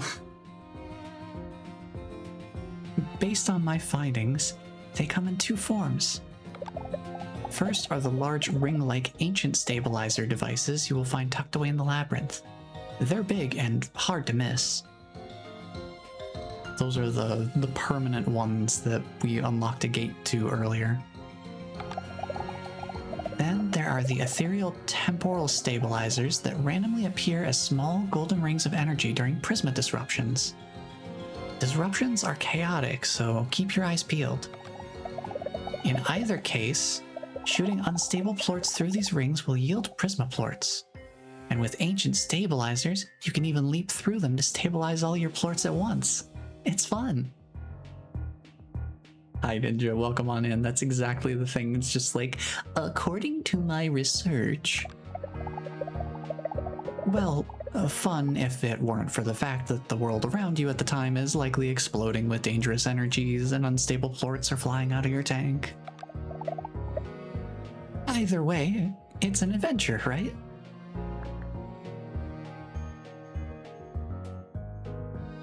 I need to be on my way. Happy exploring. Thanks, GG, very cool.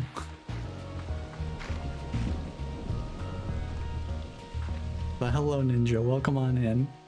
Hope you're doing all right. Oh, shadow statue. Well, guess what I have? Shadow plort. It did something. Something just happened. I have no idea what. I don't know what changed. Hold on. Maybe it's something below, but let me check up top first. As soon as my energy comes back, because of course. Gotta make sure I'm not putting myself into a difficult situation here. Oh. I didn't see anything up there. Maybe it's below. Oh, I guess we're having a prismatic disruption event going on right now.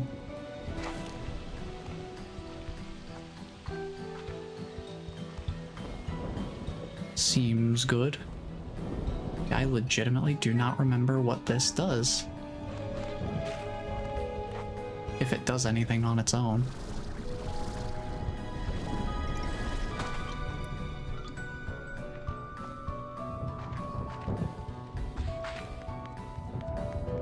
So we already got this collector up here. Yeah, I have no idea what that even did.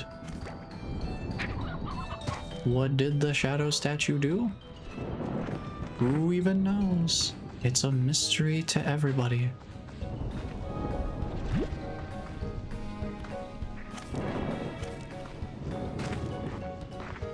I guess there's some more storm glass here. We can pick that up.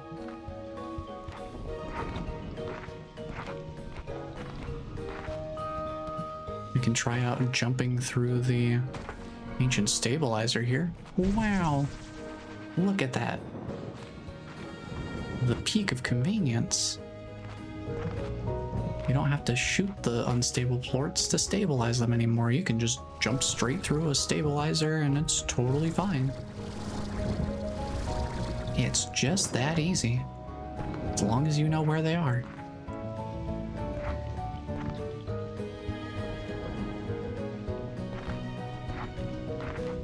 So yeah, now we've got a pretty good amount of stuff going on here. So we'll need to come back with a slumber plort and a third radiant projector.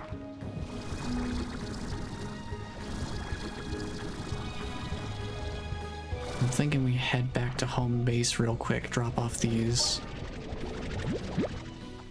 materials that we have right now. Might as well grab these. Oh, that's an unstable plort. Okay. Kind of hard to tell at a glance. The only downside to having the teleporter up here is that it's marginally less convenient to access it directly.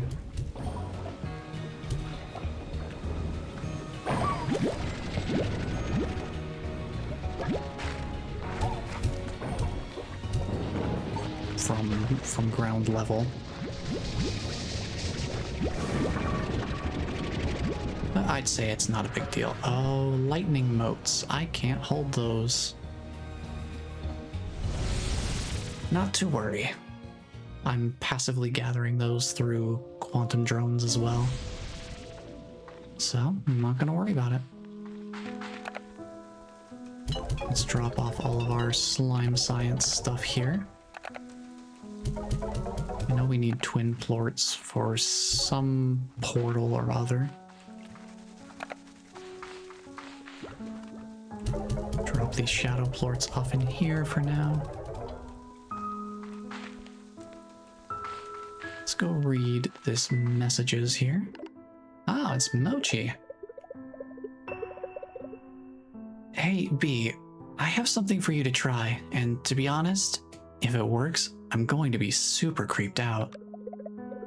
I've created a blueprint of a key, a special archive key for the drones you've been finding.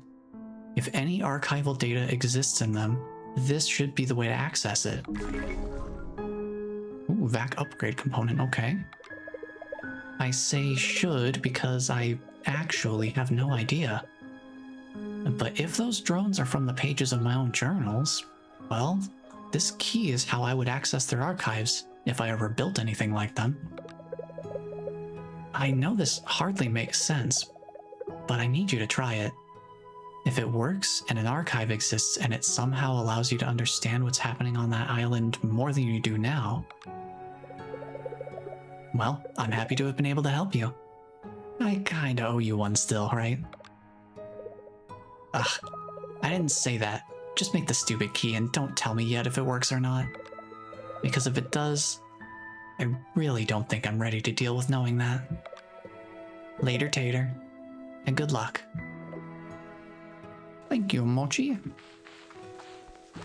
Let's go take a look at this. We need more hunter plorts. That's the only thing we're missing. We have enough of everything else. So let's pin that, because that's going to be important. You remember all those spots where we had interacted with the GG drones before? Where they were all hanging out? We're going to need to go back to those once we have this drone archive key built. So this might do some outside of Grey Labyrinth exploration here.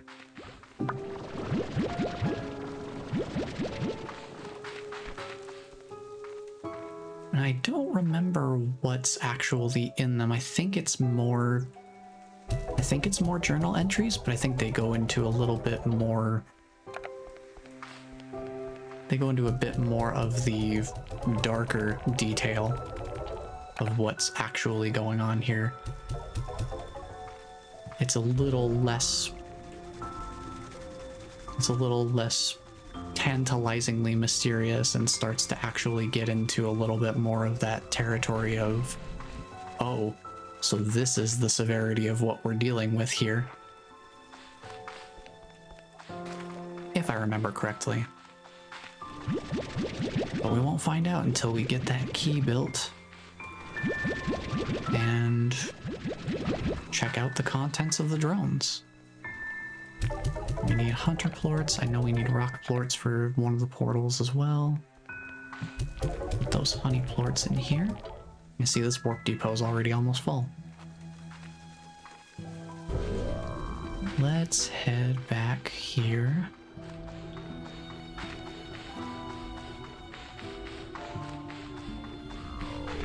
And as long as I don't spend a bunch of money on upgrades or stuff right now, we'll definitely have enough for the drone archive key by the time we're done cleaning everything up here. The main thing is we're gonna need more of those hunter plorts. I might take a quick trip over to the Starlight Strand just to pick up some extras.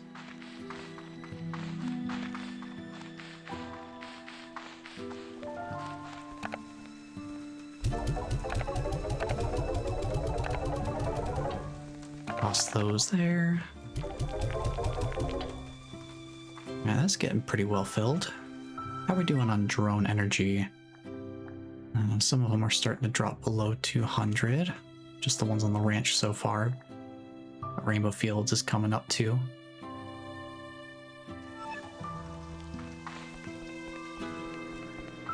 Might be worth making a refueling trip as we're going around and checking out the GG drones again.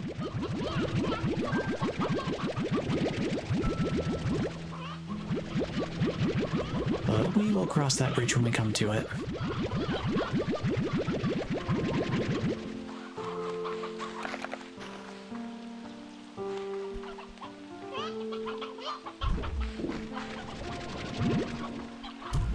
For now, let's get these eggs dealt with.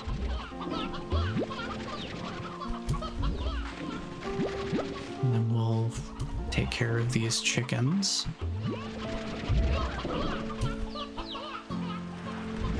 Buddy, what are you doing back there? Get out of there.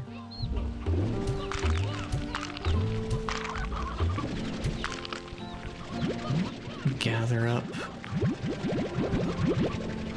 the contents here.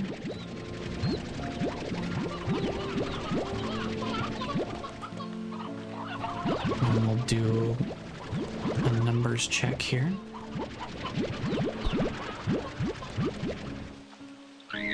All huddled in the corner again. They keep pushing the toy into the corner and then crowding around it. Happens every time.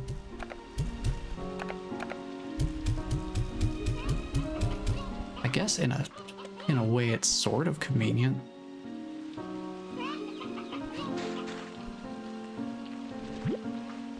I'm gonna put one extra in there just because I don't know if one of the ones I tried to launch in there. See, I don't know if these are leftovers from when I opened up the eggs or if they're ones that I tried to shoot in there and they just didn't stay in the coop for some reason. Let's get these guys in here.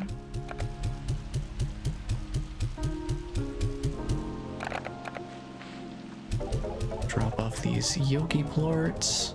We have another new message at the comm station. I'll have to check that when we go back around that way.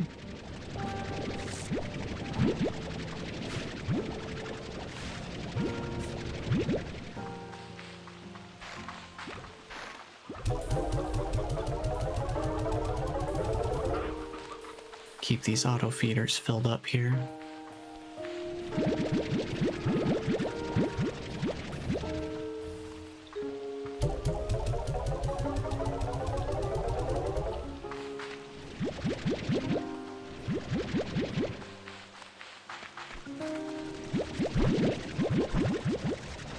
Grab all of this fruit here.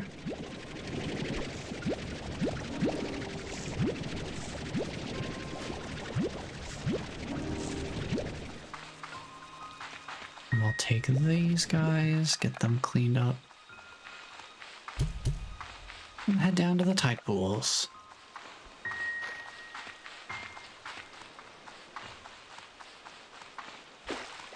Where we have a bunch more fruit waiting for us. Let's get this ash trough filled up.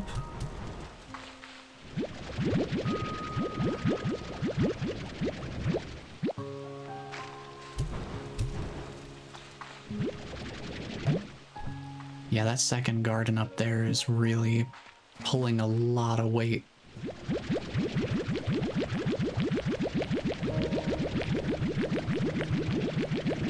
I also forgot that this guy was down here.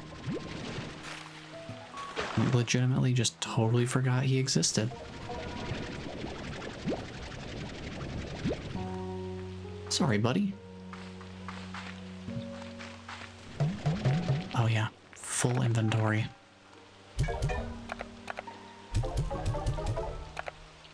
Sell all of these. Sell all of these off. See, like, we're finally at a point in the game where we're starting to make some good money. It only took many, many hours.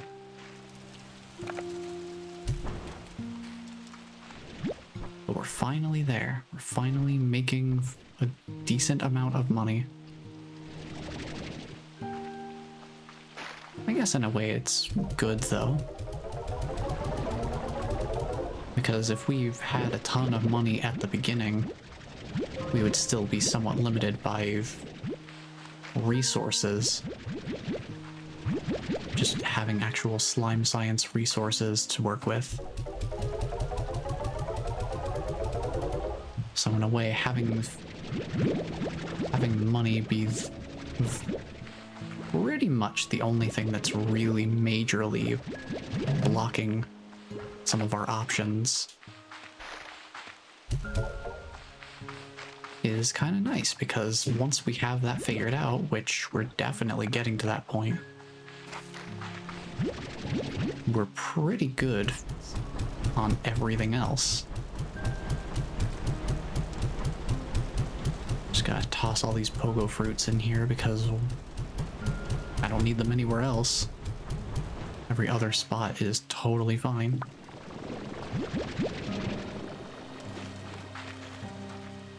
We've still got 4 of you in there, okay. Just wanted to make sure.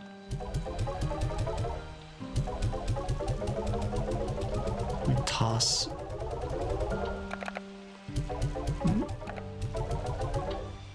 We haven't really put a lot of plorts into the refinery recently. So I'll take some of them and just kind of toss them in. Wow, 18 more? Brother, I've been gone for like 5 minutes. What do you mean you already generated 18 more? What are you talking about? I'm telling you, if you have the spare resources, ringtail slime largos are a great way to get a huge boost in the number of plorts that you're getting over time.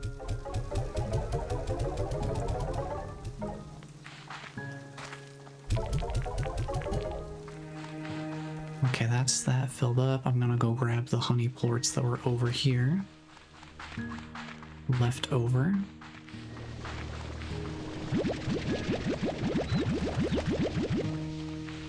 And that should handle our cleanup. Like, look at that tidy sum of money we have now. Not too shabby.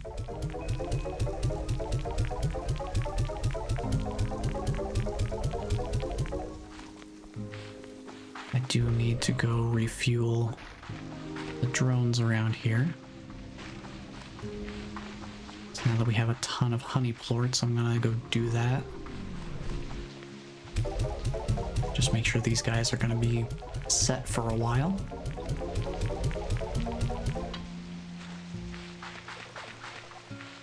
I was considering potentially having a warp depot, having some warp depots set up across the different expansions instead of having them all be centralized here. Just because I could then pull honey plorts from different expansions and just passively toss them in as I did my maintenance runs. But I figure since storage can only go up to 100 for each of them anyway, it's not too much trouble for me to just hold onto the honey plorts and bring them back to the center here.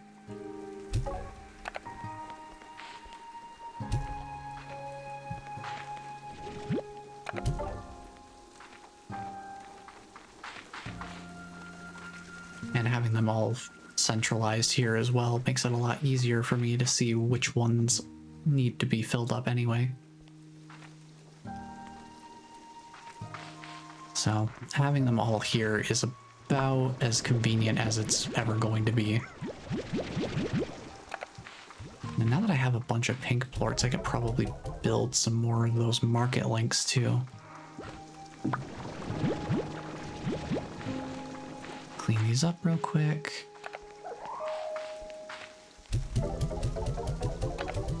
So let's see, I wanted 5 total. I've built 1 for the tide pools, so we need 4 more. I don't think I'm gonna be able to build all 4 of them right now, but I can build some more. I need more oil. I think I do need to set up some more drones out in the regular areas, not save them for the Grey Labyrinth. Because I need stuff from Starlight Strand and Ember Valley. I can make 1 more market link. I can have that one set up. Now, considering where most of my business is set up, I think having it over here would be the most valuable right now.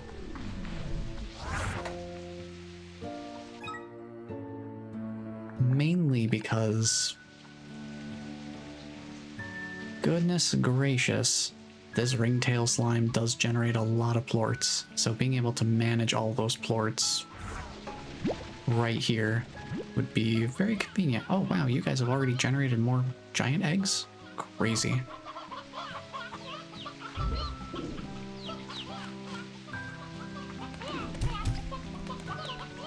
Only 2 of them though. I guess the other 2 are maybe still going to happen. Oh, maybe because there's only 2 chickens. Maybe I do need to keep 4 chickens in there. For the 1 for each of the Yoki slimes that are in here.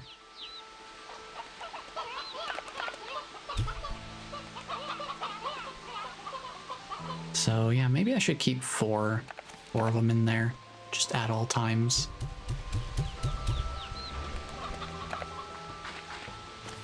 Just do it that way. Let me use this real quick, and I want to move this out of the way. So I want to have the market link in here. Set that up there, and then we can set the refinery link right here next to it. Doing that same market on the left, refinery on the right sort of setup. Okay.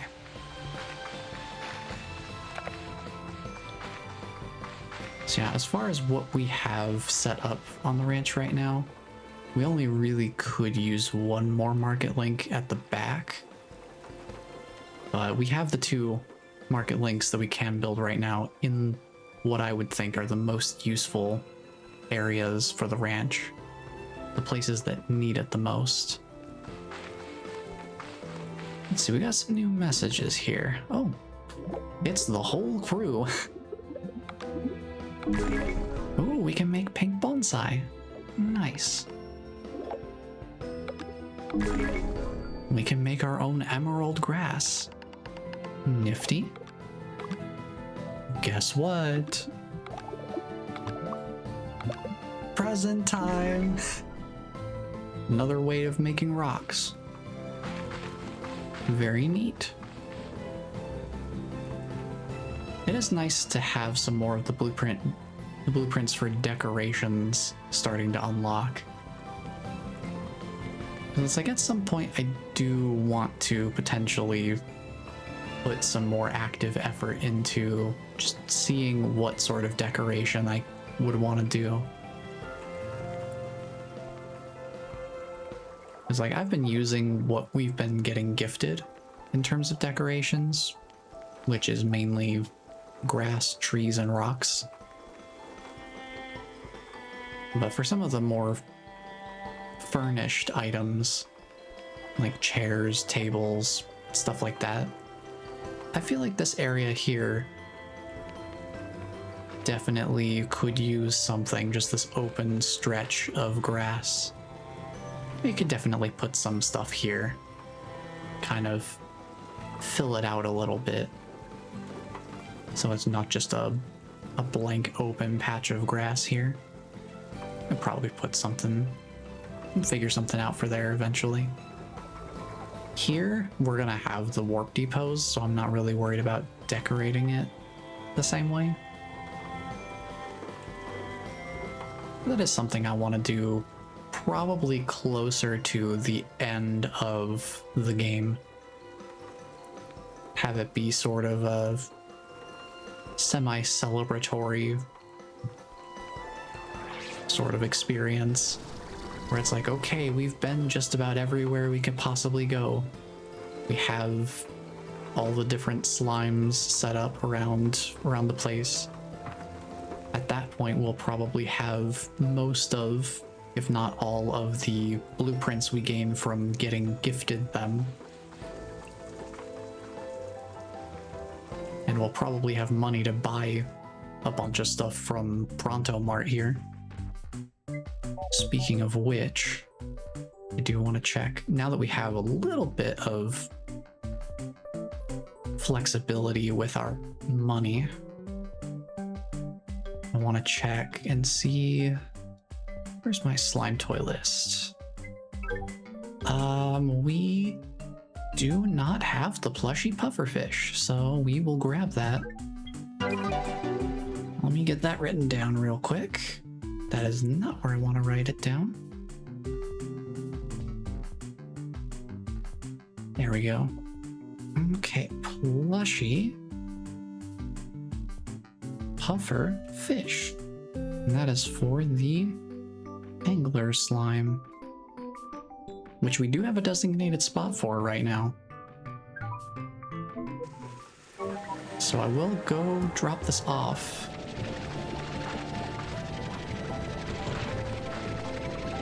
I'm gonna drop this off for them so that they have it. We are still hanging on to a few slime toys down in the... Oh, 3? 3 eggs.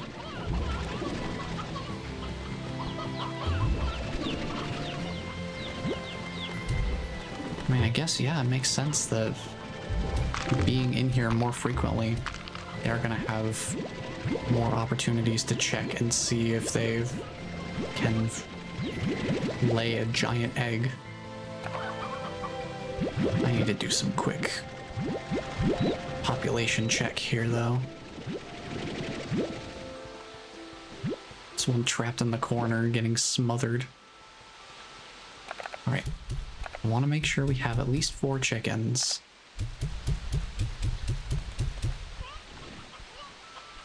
Because there's 4 Yoki slimes in there, and I think that matters. It seems possible that it could matter.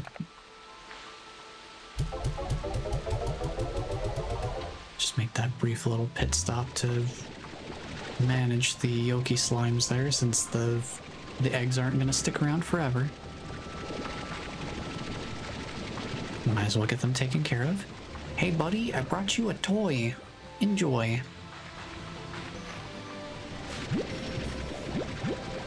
While I'm back here, I should probably pop off the trough here.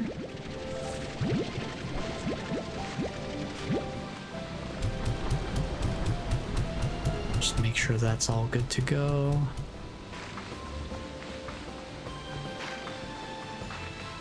Cool. Okay. Let's go make some investments here. I want to keep building out this expansion, this branch of expansion over here.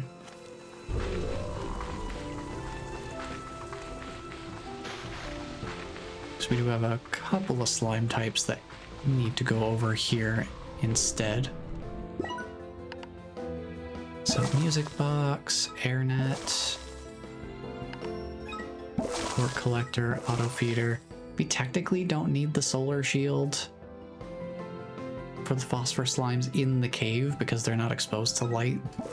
But just to be safe, I like to have it anyway, just in case the game decides to do something funky.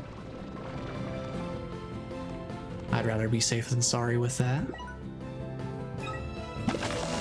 we can get the corral for the baddie slime together.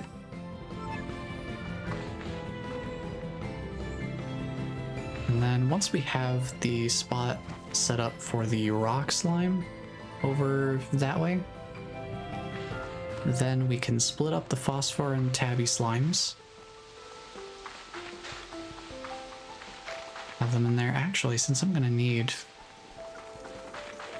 It's nighttime, I might be able to just find a phosphor slime out here. And we can just stick one in there. Yep, perfect.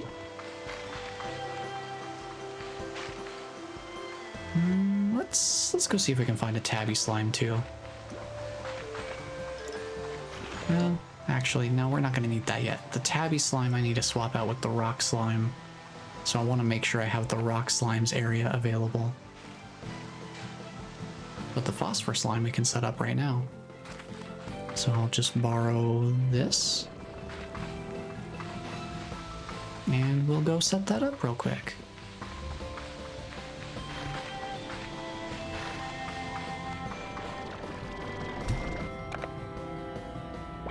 Here you go, buddy. Go ahead and chow down on that. I'll get the auto feeder filled up here with some wonderful, lovely pogo fruit, which we've got plenty of here. I think we're actually going to have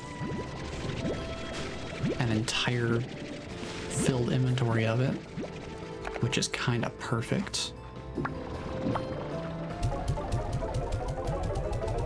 Yeah, I love how the honey phosphor combination looks. It's just, oh, it's so shiny.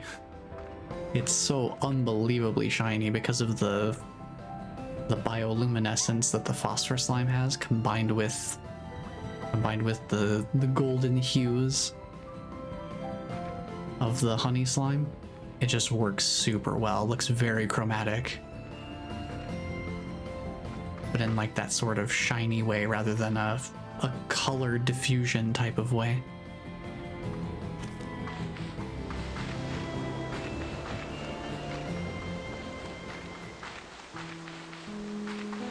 Very nice.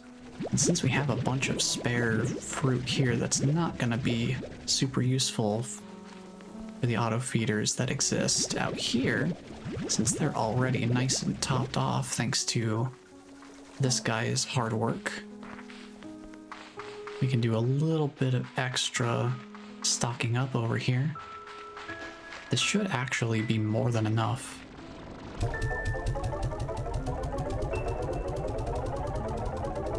Oh yeah, easily. I can just toss the rest of the spares in here since he hasn't had anything to eat since he went Largo. And we'll just take these and toss them in there for now.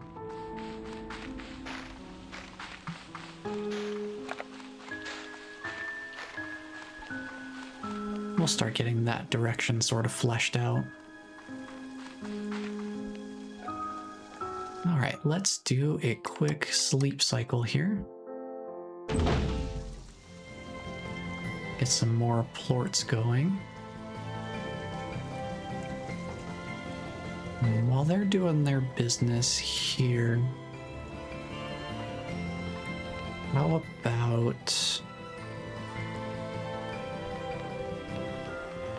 we do a refueling run for Rainbow Fields real quick.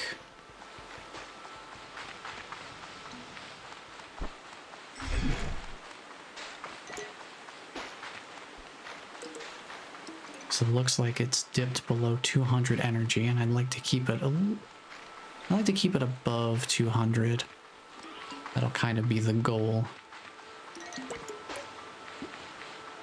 That way I give myself a little bit of wiggle room. We'll just take half of what we've got here. Just take that 50, toss it all in here.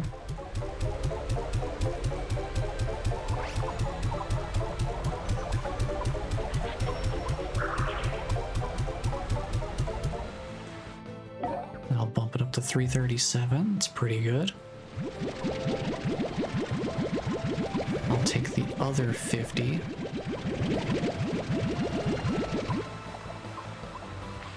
And then we'll go... I'm gonna grab a tabby slime while I'm here too. So we should get enough money when we get back to the ranch to be able to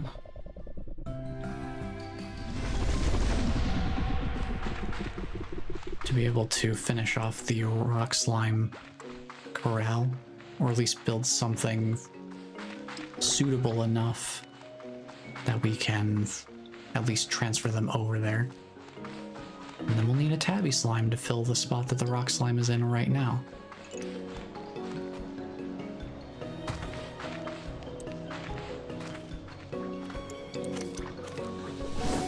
Write this up.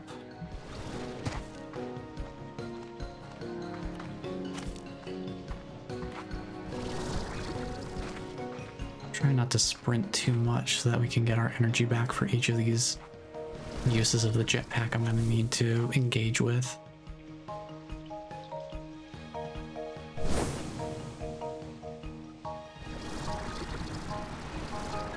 So I'm going to go refill the drone that's over in the Powderfall Bluffs real quick while we're already out here. And since I don't have another warp depot to set up there yet, I'll just take what we have from our current warp depot and just split it half and half. And then these things should be good for a while. I shouldn't have any issues with these running low on power anytime soon.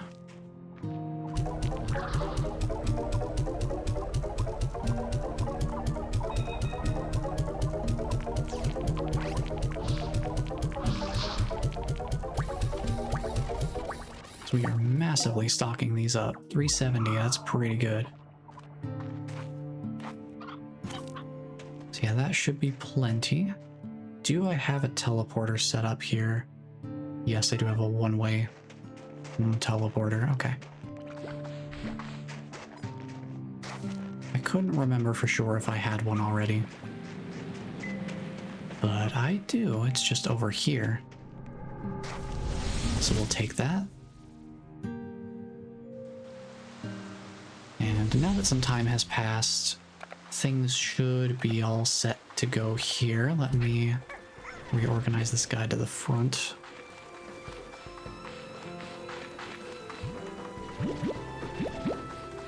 And let's go around and do another maintenance round. Drop these in the refinery. Drop these in the warp depot.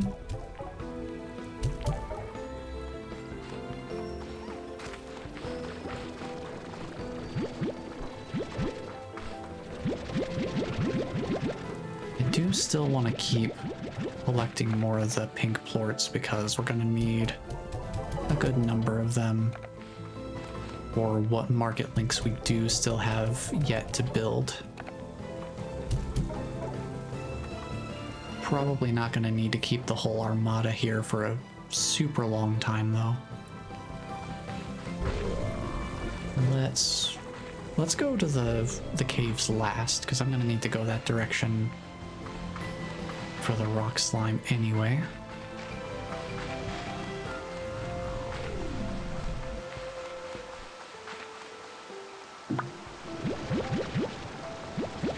Yeah, seeing it raining here and seeing the drone doing its business, picking up fruit and all that, it did occur to me, yeah, it makes sense why they changed it so that water doesn't refuel the drones anymore.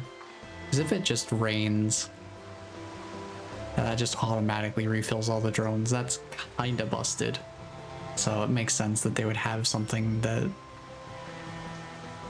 not only is still requiring manual upkeep, but also is something that's more directly more directly promoting engaging with the slimes in some capacity.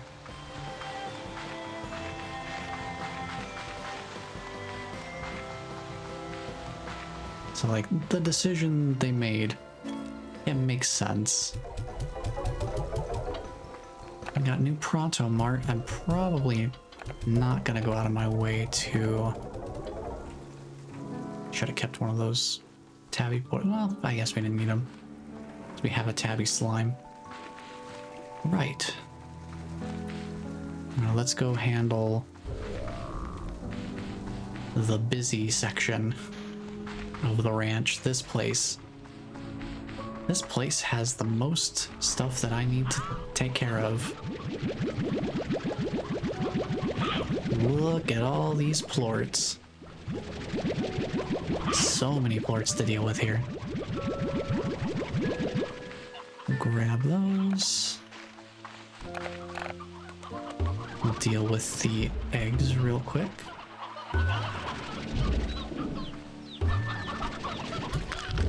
Before they go bad.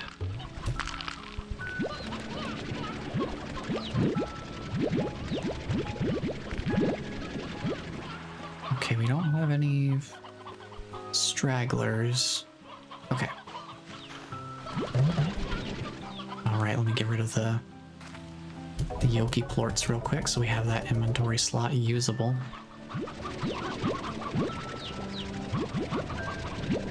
Alright.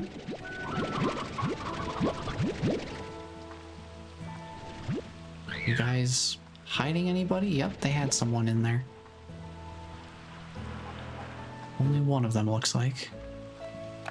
Alright, 2 roosters, 4 chickens, and 10 chicks. Everything else goes in the ringtail corral. Just to keep things tidy. So you can see how this is the kind of game that I really can just lose myself in the sort of zen-like rhythm and routine of just taking care of the ranch on its own. Like, just this aspect of the experience on its own is already very, very compelling and self-feeding in a way. Once you get enough different slimes on the ranch and you're just able to constantly cycle between them, it's just like, it just keeps going forever. Because eventually it gets to a point where there are enough things to take care of that by the time you're actually at the point where you're done with a complete loop of maintaining everything, enough time has likely passed that the cycle will be starting over again.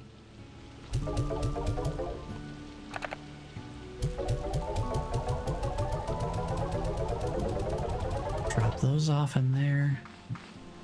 I'm gonna actually grab these plorts here because I'm not gonna forget them again.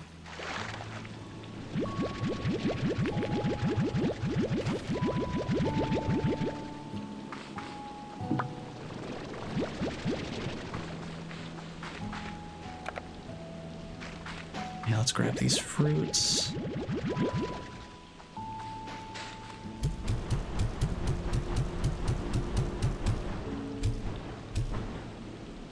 Feed the ash trough there.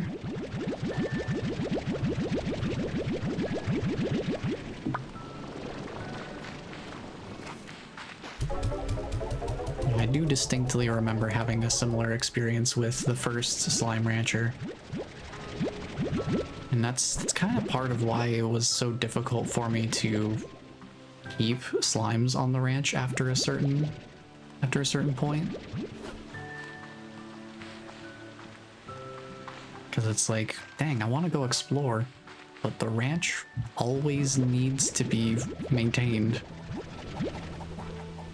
There's just too many different places I need to do something actively for me to just set it down and be away from the ranch for a super long time.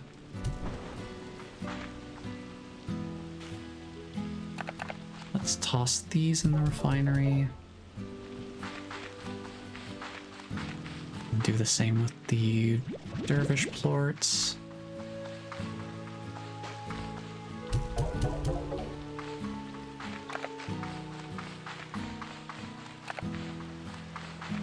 And I just need to go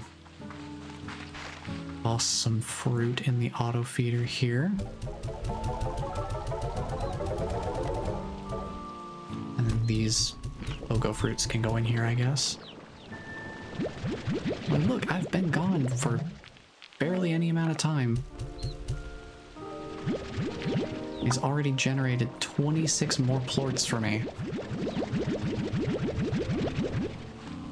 It's kind of insane how much there is.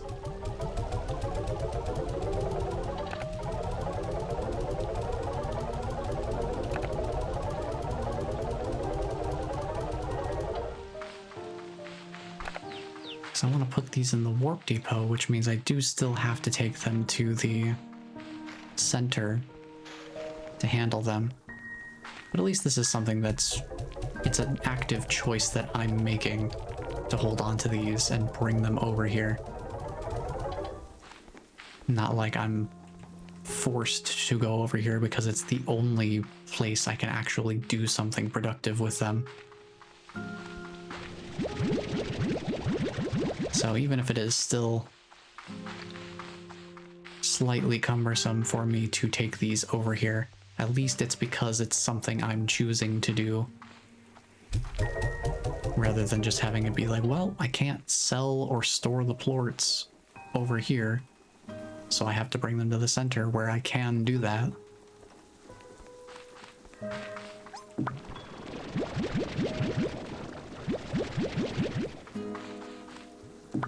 Like, look, here's what I'm talking about. These guys have already generated more plorts since I started. And that's why I usually keep the population of slime kind of low, only having 1 or 2 largos per corral rather than 4, which I would personally consider to be the safe maximum. I feel like more than that and they start to potentially escape through a broken air net, just because they're taking up enough space to push each other up that high more regularly.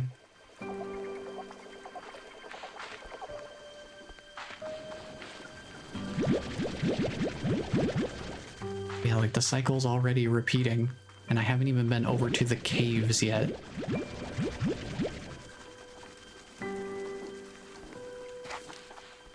So it is kind of wild just how much time it can take to just continue on.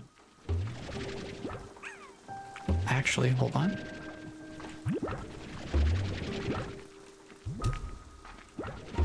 Give them that honey plort. They will... Oh, well, it got absorbed. Here, buddy. There you go. Alright, let's go take this rock slime where they belong. And then we'll do our upkeep for this wing of the ranch when I get back. When I'm coming back through to the center. Let's get this guy where he belongs, up here. There you go, buddy. Your new home. We're gonna get you a music box. We're gonna get you a plort collector, an auto feeder. And that's all you need. You are all set. I'll put a couple...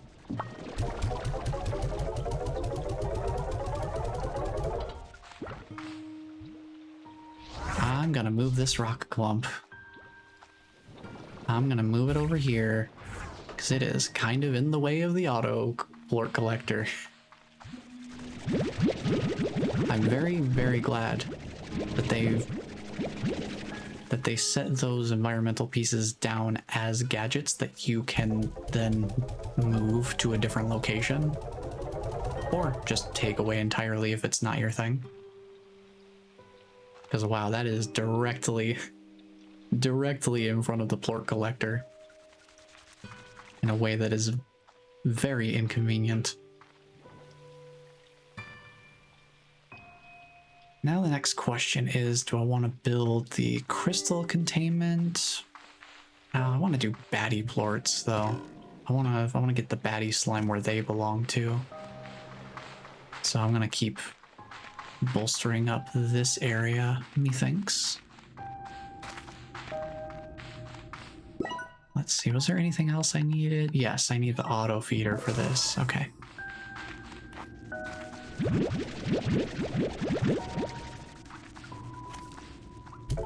Let's top this off.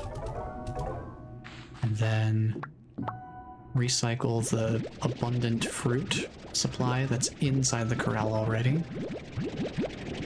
And we'll take that and put it in the other auto feeder.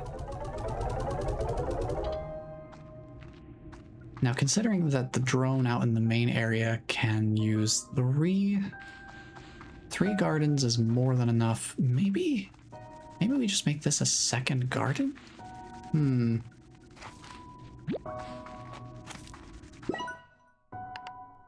I think so. Let's do that. Make sure we have enough, because we're gonna have 3 corrals in here, so I generally like to have...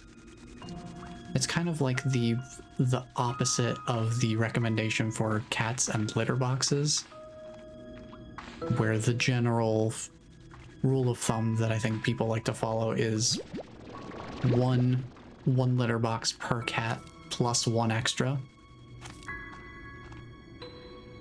At least that's my understanding. That's what I've seen a lot of people kind of point to. Here I kind of follow the opposite, where it's like the number of corrals that you have that many trees minus 1. So like we have the 4 corrals here, I have the 3 trees. And that's not like a hard and fast rule by any means, especially with pogo fruits generating at 20 at a time, which I don't think it was the case before. To be fair, I never really worked with pogo fruits very much. I usually was working with, I think mint mangoes were probably what I was going for. I don't know if mint mangoes only grow in sets of 13, because I think 13 was the number I was working with before, and that's why I needed so many trees. But I think in general that works fine. If you have surplus from one area, you can get away with having maybe 1 fewer garden in some of the farther expansions, because you can just take your surplus and carry it through to the next expansion and just maintain your stockpile that way. Well, let's get this baddie slime moved over to their proper spot, because I have a different plan for this particular spot, and it does involve one of the slime types we'll find in the Grey Labyrinth pretty soon here. But I want to get this guy where he belongs. And then I can also give him his matching slime toy. Grab the dash pad real quick.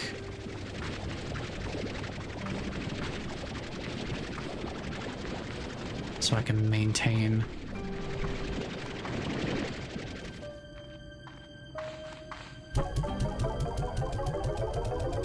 some energy for sprinting back after. So we are just running back and forth here. That's where dash pads come in super handy.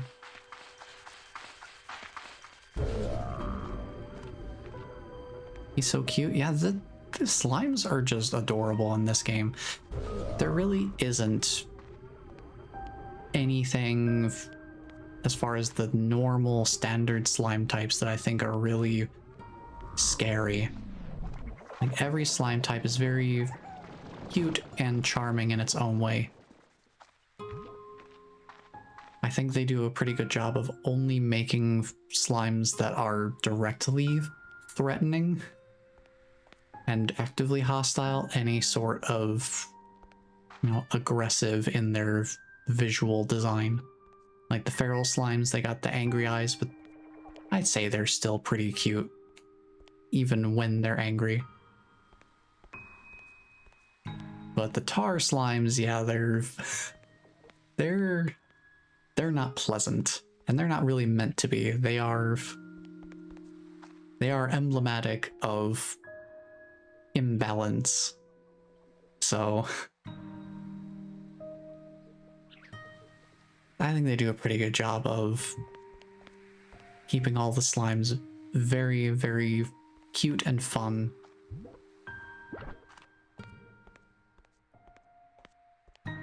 I guess I can't necessarily speak for whatever slime types they may have added after early access was done and we finally got our full release of the game. Because I think there's got to be at least one slime type that we haven't seen yet. But I would imagine that's somewhere in the Grey Labyrinth. Also, just looking over and seeing I have evil money. I need to get rid of the evil money. Hold on. I know how to solve this problem.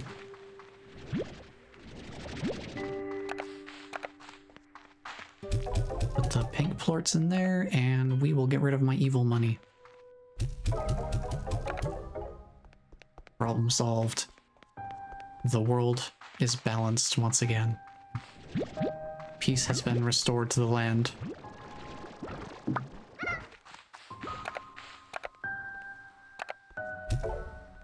Now we're still gonna need some more hunter plorts, so I'm thinking maybe we dip into the Grey Labyrinth again. And do a little bit more. Push a little bit further in to the Grey Labyrinth and try and find that slime type so I can bring them back and start getting their plorts. Let me check. How's drone energy levels doing? It looks pretty good. We are not in any imminent concern. So let's head back to Grey Labyrinth territory here. See which direction I want to go, because I think this area splits off into two different directions again. I think there are two different ways you can sort of go here. Oh, that's what the shadow statue did. Right, I forgot that that's what these are for.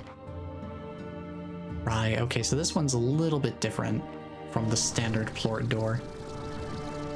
Normally the statue is hooked up on one side or the other, but this one's a little bit special.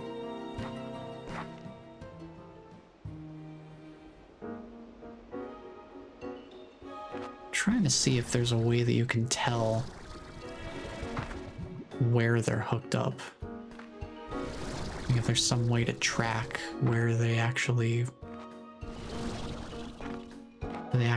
come from. Because a lot of the structures around here have like a gilded rim to them, so it's not just like follow the wires kind of mentality. I would almost think maybe since we have 3 different towers that maybe there's one per tower. Because I don't remember where each of them is. We just found the one that was in there by chance. I definitely did not remember that was in there. I mean, evidenced by the fact I didn't even remember what it did. I think that's as clear a proof as any that I do not remember them ever being a thing. But now we've got that mystery sorted out again.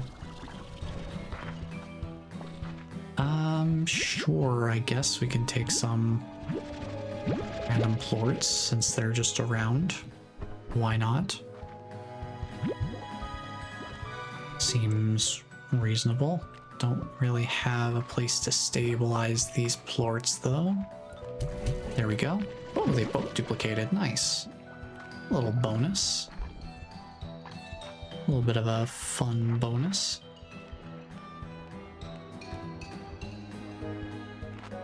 I don't think we've been over here yet. Oh yeah, these platforms, right. Is there right this room? Hey, Gigi, how's it going? I'll get that in a moment. I'm trying to remember. Oh yeah, there's a twin statue here. Well, good thing we have a twin plort right here. So we can just do whatever that... Oh, wait. Oh, now I remember. It's not just shadow statues. Each one of the plort statues in this area links to that door. So this is the second one. And so that slumber statue, that would be the third one. Right. That does make sense. Okay. I want to see if I can do this still.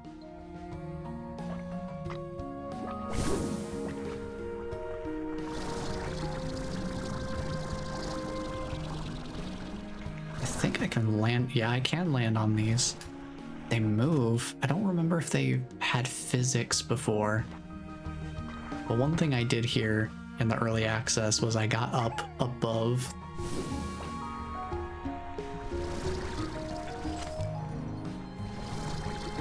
Oh, it doesn't reset my height.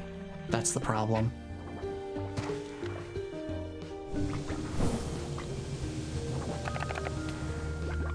I like got above this little ceiling structure here. Yeah, I can't quite. Oh, there we go. I just had to shove myself into the corner here a little bit harder. I wasn't quite giving it enough. I wasn't quite pushing against the wall enough, I guess. Yeah, I remember, because I came up here and this is the same sort of illusion kind of thing where it's like this decal is moving, but the geometry itself is not. And it's just meant to provide the illusion of more stuff moving than actually is moving. But it's like, hey, I can totally get up there even though I'm clearly not supposed to. Hey Gigi, how's it going? It's so easy to get lost in thought, admiring this strange architecture and wondering where it all came from, isn't it? Who do you think built this place? There is much evidence across the far, far range that someone or something was here long ago. There are crumbling ruins and the remains of ancient technological devices all over the planet. These ruins have always been perplexing because they don't seem to have specific functions, at least that we can understand. Not to mention all the slime statues you see everywhere. But the labyrinth is different. I believe it was built with a specific purpose in mind. And what purpose is that? I think the Prismacore was discovered long ago, and this labyrinth is actually a containment and research facility that was built around it. They couldn't stop the effects of the Prismacore, so they just tried to prevent it from affecting the rest of the far, far range while they looked for a solution. The labyrinth was designed to be a self-sustaining ecosystem. I think this was to simulate parts of Rainbow Island and see what the Prismacore would do to it over time. Outside the labyrinth, you have seen mostly chromatic changes to the world, but inside, where the effects are amplified, elemental properties will shift entirely. And that's why we're getting stuff like aqua glass, where it's just water that is now glass, and the tin petals, which are organic flowers turned into metal.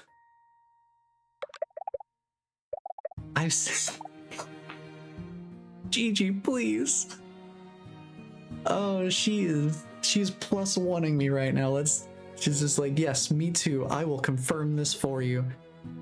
Literally all I have to do is just go to the next one. I've seen water turn to glass, flowers turn to metal. It's dire. You know, sometimes I get the feeling I may be too smart for my own good. We'll find a way to stop it. In time, I hope so. Always in time. What about you, Gigi? Where are you from? A hard question to answer, I guess. I'm actually from not too far from where you now call home. But we would have never crossed paths until now. I was born on the far, far range. It's my home, and it's all I've ever known outside of books. So when I first discovered Rainbow Island, it felt so genuinely new. Like finding a secret room in your childhood home. I wanted to stay there forever. But now it feels as though I've lived many lifetimes. My childhood was one of them, and my life on Rainbow Island another. And now that I'm back, well, I suppose that's another. But it's getting fuzzy. What do you mean? The way I managed to get back, to get another chance to fix what is happening here. Well, it wasn't your typical way of traveling. And so now my head is always a little foggy, a little mixed up. The memories I have now feel rearranged, like they're out of order. Sometimes what I did yesterday will feel so distant, like a half-remembered thing from my childhood. And those same childhood memories of mine will suddenly be crystal clear, sometimes even feeling new. My earliest memory has always been sitting underneath our dining room table and watching my mom vacuum the living room. She didn't know I was there, and I just watched her. I remember that it was a hot day, and she looked tired and upset about something. And that used to be it. But since I came back, that memory has changed. I'm still under the table, and she's still vacuuming. The day is hot, and she is tired. But then she notices me. And her expression suddenly moves to surprise and joy, and she stops what she's doing. She kneels down and we talk about something, but I can't hear my own words. I just see her listening and smiling, and then her expression changes again. She's still smiling, and I see tears begin to form in the corners of her eyes, but she holds them back.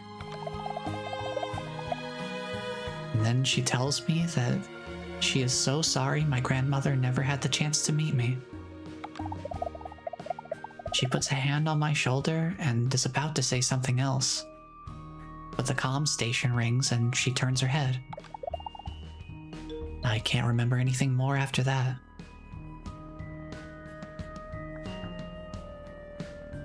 So many mysteries. Gigi, what is going on?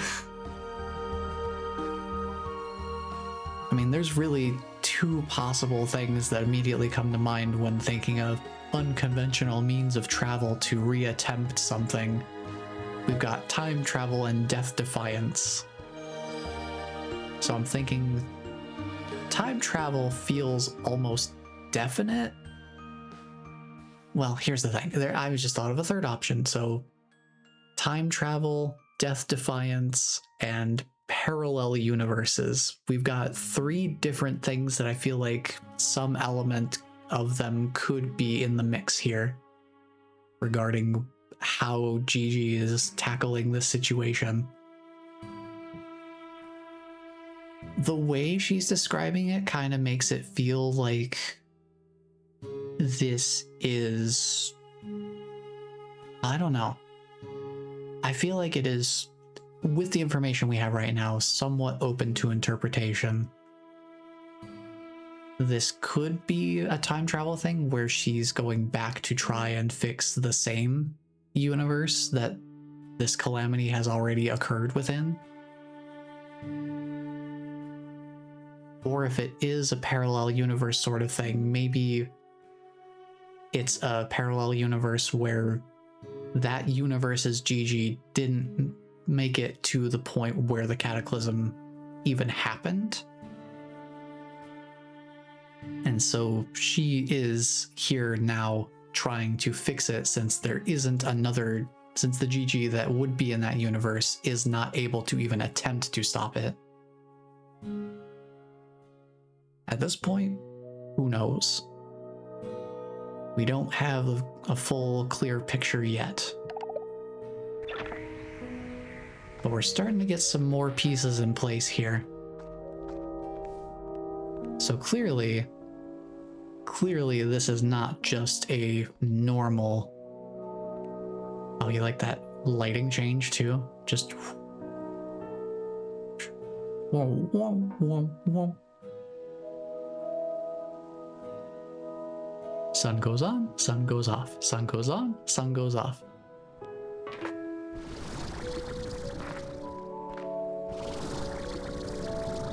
Let's head over here. Let's explore some new territory. Hello, Shadow Slimes. Thank you for the Shadow Plort. Thank you for the Shadow Plort. There's a handful of them around here. They just happened to drop 5 of them running into others. Ah, another radiant projector puzzle. Okay.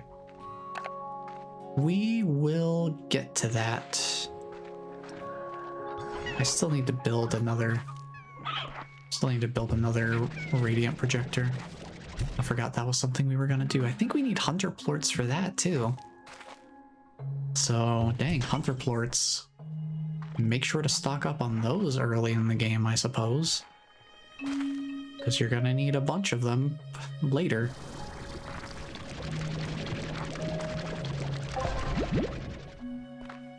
Yeah, considering all of this stuff is pretty late into the early access experience, I'm not surprised that I forgot that there's all this stuff that needs hunter plorts, these specifically important things.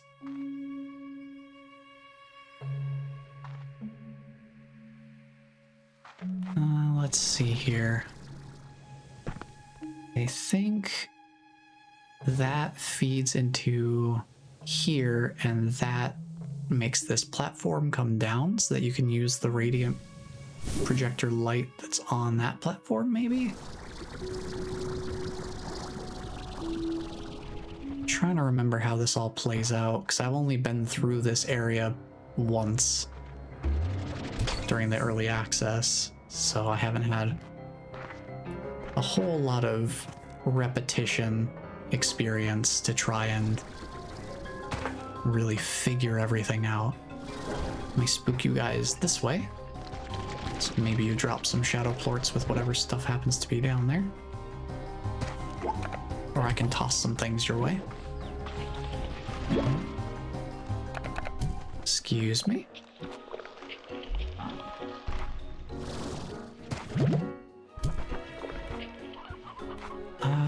Yeah, we're gonna need...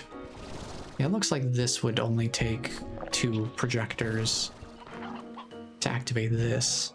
I don't think there's really much we can do here. We're gonna need more projectors to be able to do anything with it. I'm actually going to sit here and wait for my energy to recharge so that I actually have enough to get to the other side. safely. A couple of crops of indigonium down there I can grab. Might as well.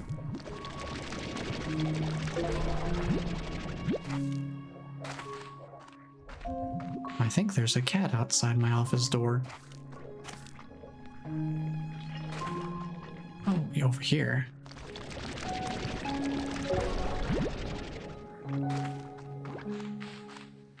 Yeah, the sounds that they make are not, they're not loud enough to trigger the microphone on their own.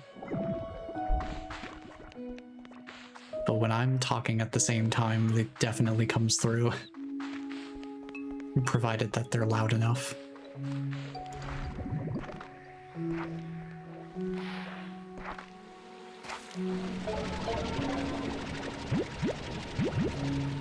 Grab the royal jelly there, and then I guess we can head back to home base. I still don't have what I need to be able to get to Slumber Slimes, I think. There might be another door. There might be another way out of that area that I haven't checked just yet. Drop these off.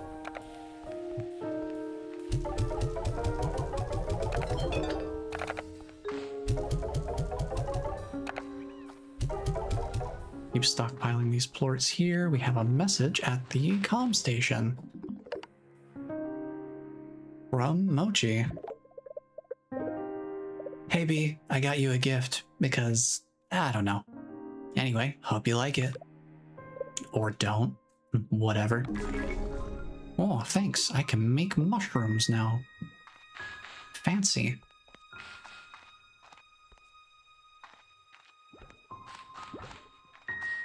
Alright, this guy's still doing his good work, keeping these feeders filled up.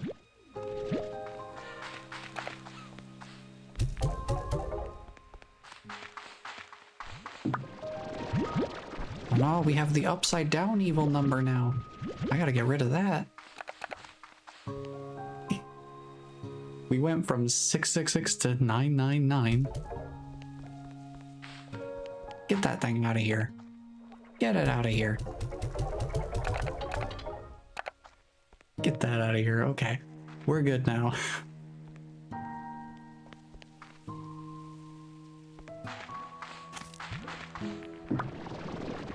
I don't know why, but the first thought that came to mind when dealing with that is just the devil appears in many forms. He might even appear upside down. Whoa, spooky upside down devil. I don't know, my brain just immediately made light of it. It's just like, whoa, upside down spooky number.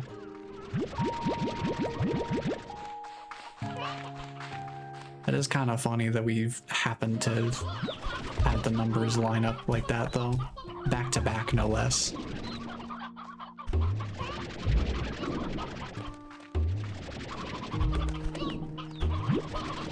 I guess within a short period of time, not necessarily back to back specifically, but to have it happen in a short enough span of time that it was consciously recognizable to me.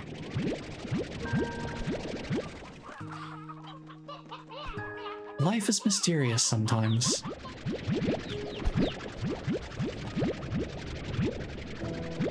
Hey buddy, you good? Okay, you're good.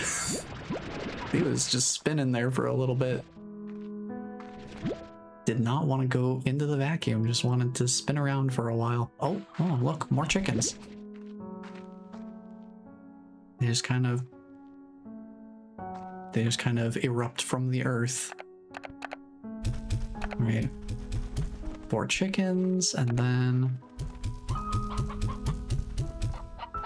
10 of you, and the rest go in the ringtail corral.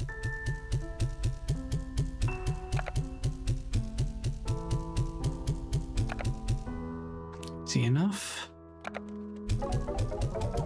Toss these in the refinery. Toss these in the marketplace. Cool. So yeah, it's those hunter plorts that I really just need more of them.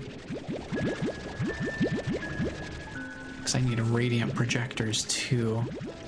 I need at least one more.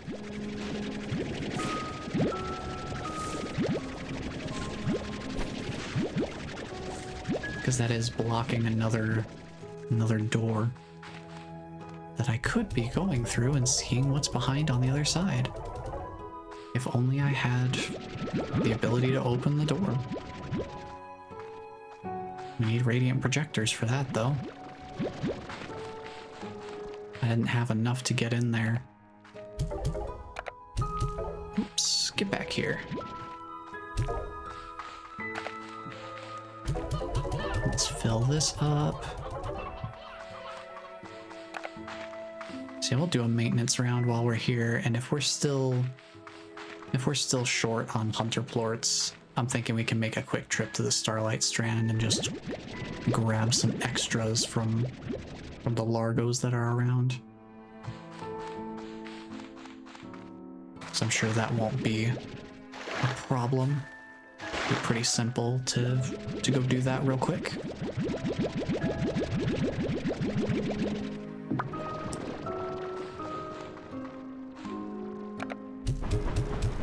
Let's get this filled up a bit more.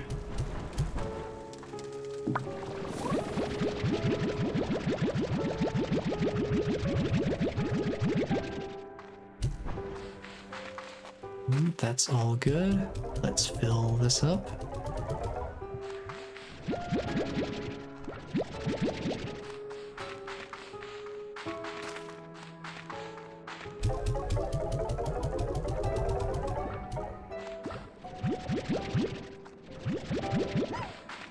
Pretty good inventory there.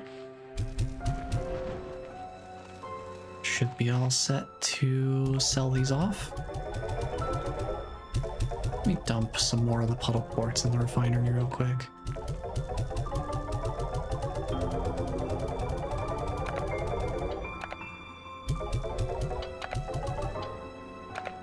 Just because I don't get too many of the other ones, but I can get plenty of puddle and fire plorts, so I might as well just toss a bunch of them into that refinery there. Alright, nothing new here. I am possibly considering getting another drone built so that I can set that up in the Starlight Strand, because we need that too. For more market links. We don't have enough buzzwax. We are also missing stuff from the Ember Valley.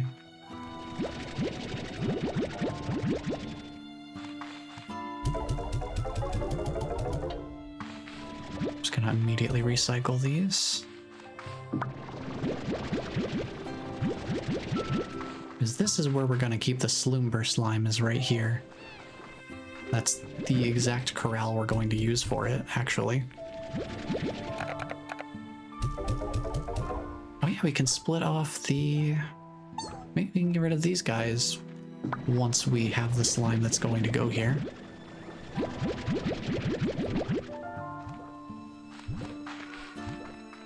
I think what I was going to do is actually build the garden up here. Oh, we've got some spare funds, we can just do that now. I was gonna build the garden up here, and then get that upgraded. We'll start growing that. I was going to make this a corral, high walls, and air net. We don't need the solar shield for it. I was gonna put flutter slimes in here, so we can probably grab one of those while we're out in the Starlight Strand. I was gonna keep the saber slime back there, and whatever new slime type might exist in the Grey Labyrinth, whatever this one is, I'm gonna put that one where we had our tabby phosphor largos, where we have them right now. I'm gonna replace them with whatever this slime is here. And that should account for all slime types, at least according to what I have set up in the ranch planner. Should account for everything.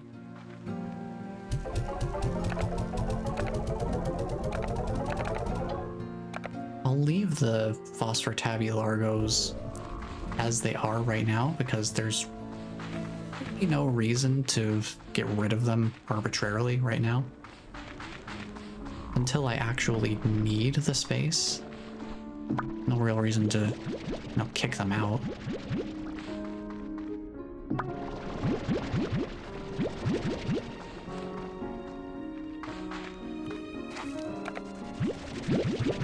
Let's get these. Yeah, 2 gardens for 2 corrals. This should be super simple to keep fully stocked. The main thing is just getting it to the point where it is fully stocked. Because these haven't reached full capacity yet.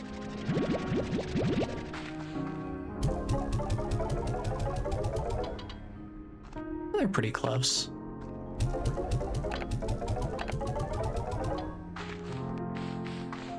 I'm gonna go check in on the rock slime. Get that taken care of. Because I think we needed the rock plorts for one of the portals, right? That was the thing we needed it for? Not more specifically. As far as something I was actively pursuing. I'm sure there are other things it's used for. But that's the main thing I want to use it for specifically.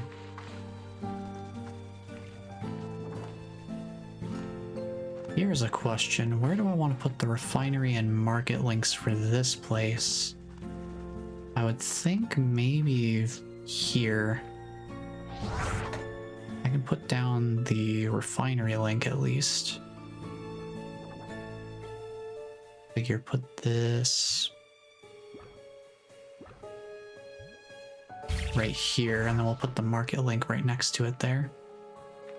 We may need to nudge this over eventually. Actually, the alignment's kind of off. I want to have it facing more this way. Have it kind of in between the two. Yeah, that's better. That's a better angle for it.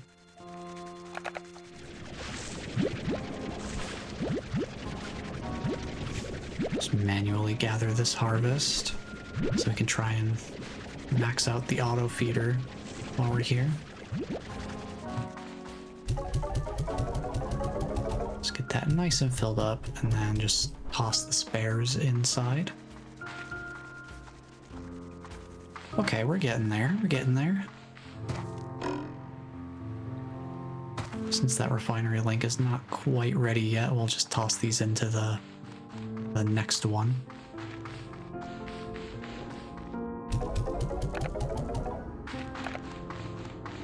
Okay, okay. Things are starting to come along. We're getting a pretty good amount of everything.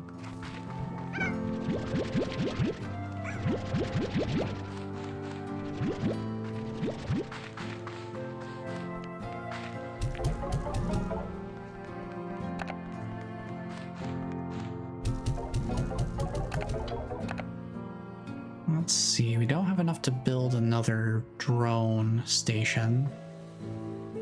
So I think I'm just gonna go out to the Starlight Strand. Actually, what would be the best way to get there?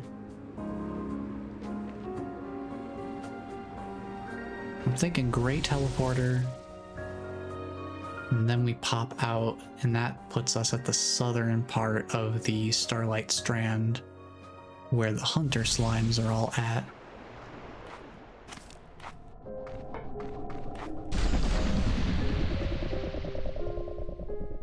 That way we don't have to run all the way from the northern part to the southern part.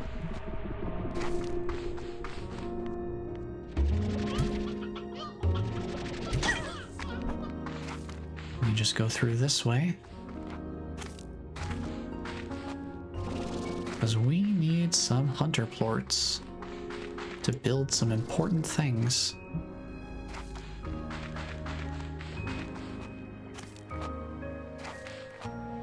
Arguably, it might even be valuable to do the same kind of thing we have right now with the pink slimes. If I can grab some just plain old hunter slimes that haven't already crossed over with other slime types, could be valuable. Looks like they've all crossed over already though. They might actually spawn that way. Those guys actually spawn already crossed over. Let me grab some buzzwax because I know we need that. Grab a couple of plain old hunter slimes that somehow haven't crossed over. I don't think there's any other veggies to bring to them, huh? Maybe a couple of them here. Try and get some more hunter plorts while we're here. Might as well. That's what I came here for after all.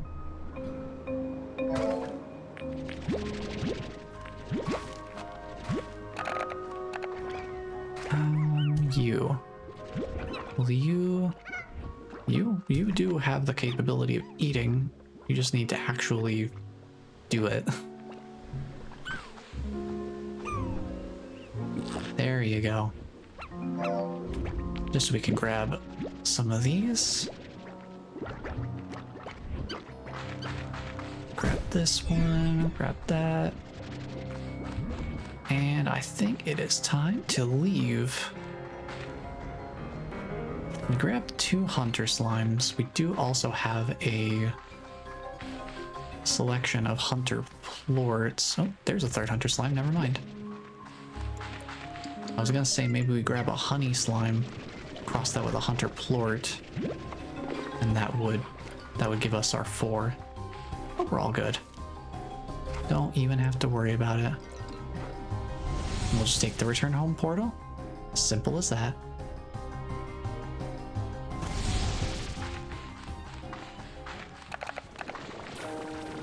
Let me just toss this guy in here. And then we have 3 honey plorts already, so we just feed them those, and then let them eat some food so that they are no longer feral, because they get a little cranky when they're hungry.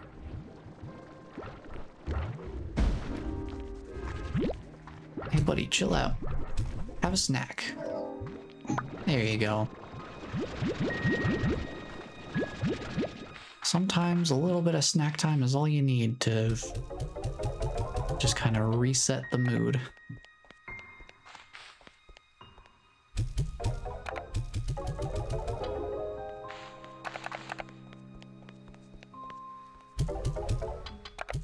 Especially if you haven't been eating enough. It is important.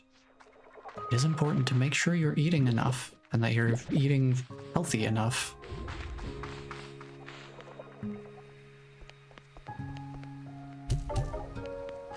You put good food in your body and you will be able to do good things. I'll just summarize it that way, because it's true. If there's one lesson we can take away from that experience, sometimes you get cranky and you just need some good food in your body. And then you can be as happy as these guys are. I mean, look at them. This is your body on good, healthy food. Your body will feel this happy.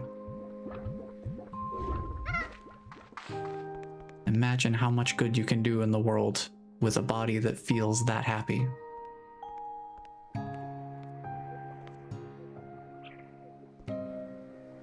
That actually gave us a pretty good number of hunter plorts. I think we just need a little bit more money now. We can make that drone archive key. We probably won't do... We won't do the big drone roundup today, because we're getting close to the end of stream time here. We've got about 20 minutes or so before I wrap up. But I want to have more time than that to really go around to all of the areas and start looking for all the drones again.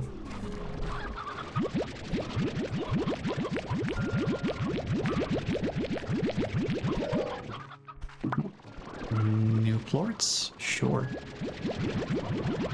Pick those up.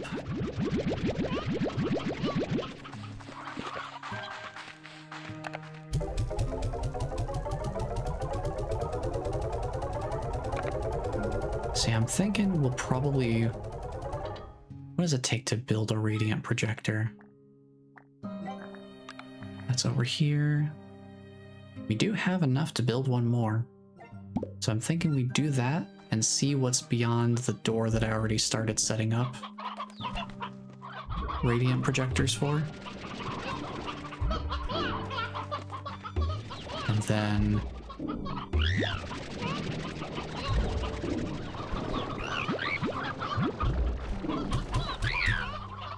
once we've done that'll be the last thing we do for the stream. I'm thinking that'll be the way we finish it off for today. Whoa. This egg actually managed to get outside the coop somehow. Probably that same growth explosion phenomenon that happens. Sometimes launches chickens out of the coop as well. Guess I have to keep an eye out for that. For some reason, it never even occurred to me that that could be a possible circumstance. All right, 2 of you, 4 of you, and then 10 of them. Actually, let's only do 5. Just because we have twice as many chickens there as we normally do. We don't need quite as many chicks. Just to try and keep the numbers under control.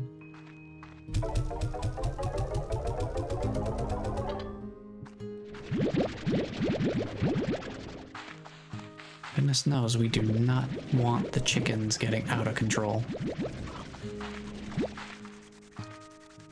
Because that is a very real possibility, and the implications are terrifying.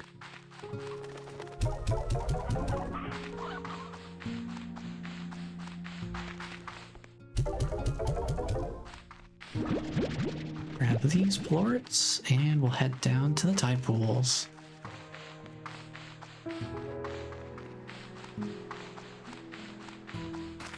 Yeah, I feel like we've been able to do a pretty decent balance between maintenance and exploration, or at least better than it has been for a good while.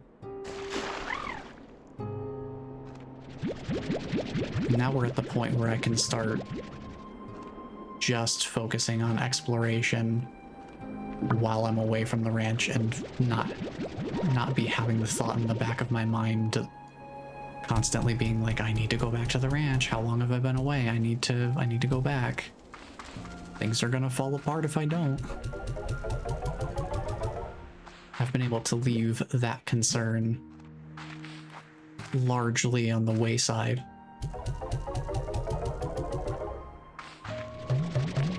All right. Too much in my inventory. Hold on.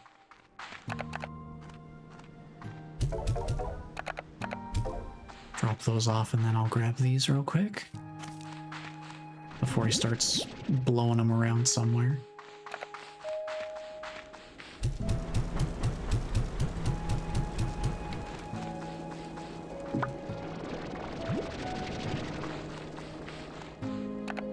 Let's sell those.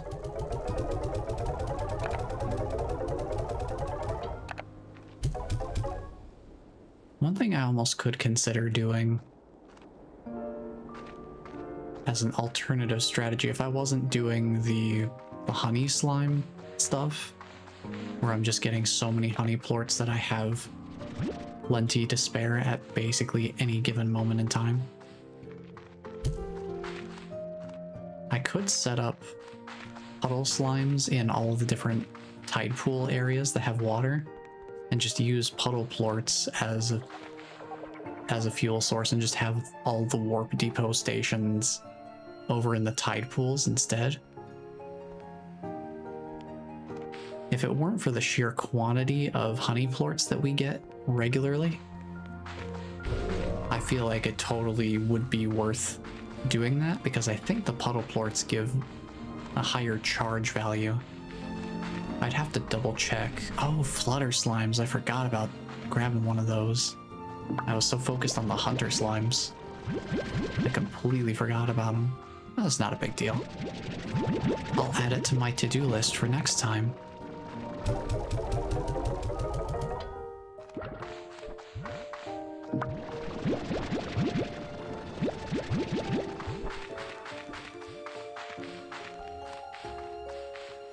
Can we...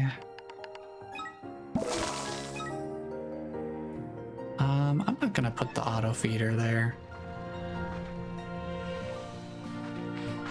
Just because we don't need it yet.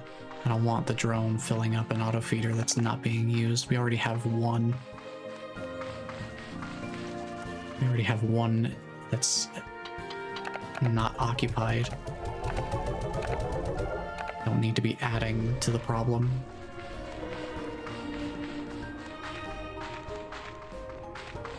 Yeah, I have to double check what sort of charge level each of the plorts gives, because I don't remember. I didn't look at the numbers very specifically because it was before I had even started playing, so I didn't want to know too much right off the bat before I had even found and built my first drone station. But now that we've been working with them for a good while now, I think it'd be valuable to be informed.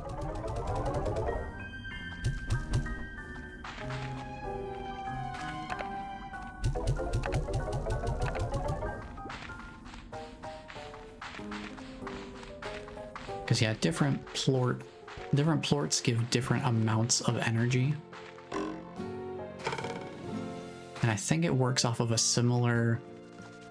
I imagine it pulls from the same sort of ranking system as the plort market does, minus the variability. The amount of charge that each plort provides is not going to change over time. I think the only alteration to the amount of charge that's given is once you hit over 100% energy. I think it has an exponential fall off after that point.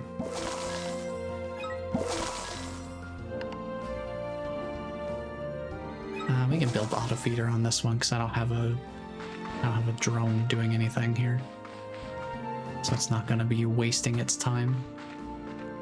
So we can bring a crystal slime in now. So that's all set up. I do still need to build one more corral over there for the twin slime to move into. And then I can put a tangle slime where the twin slime is right now. Okay, how much was a radiant projector? We have enough.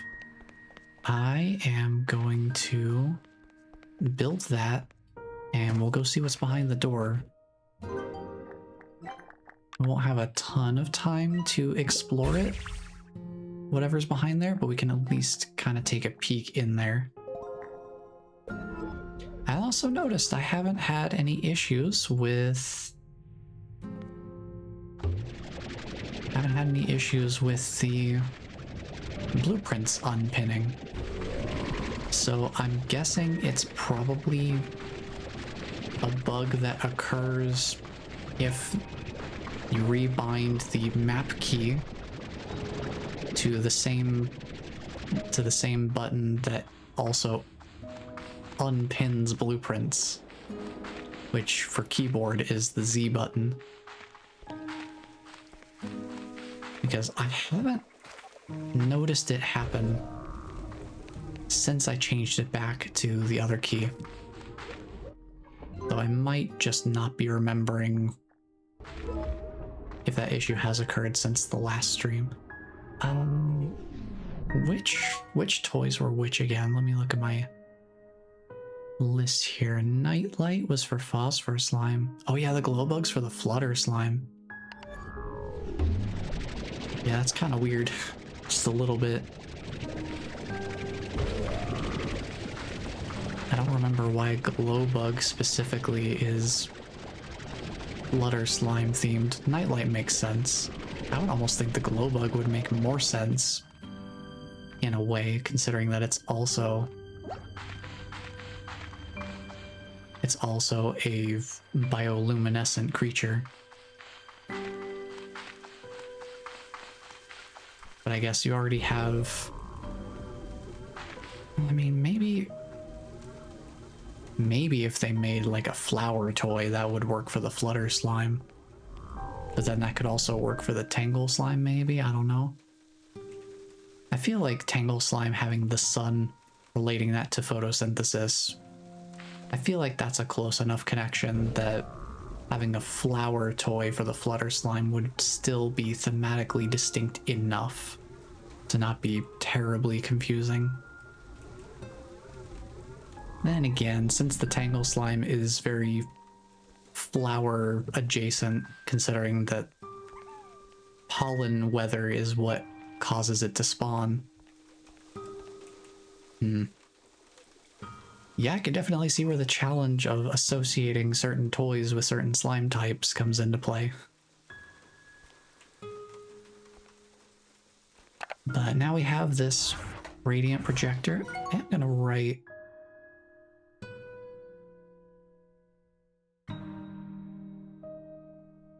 Oh, right, I did write down that I had the blueprint unpinning thing happen after changing the map key back to normal. Good thing I wrote that down, because I completely forgot. Alright, let me just write down a quick to-do list here again.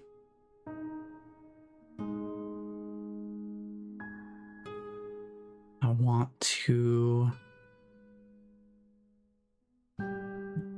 retrieve flutter and crystal slime types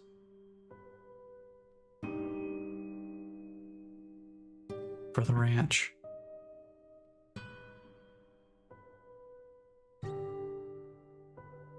And then what was the other thing I wanted to do? I guess I can just write down, keep gathering hunter plorts for... What was the thing? Oh yeah, the drone archive key.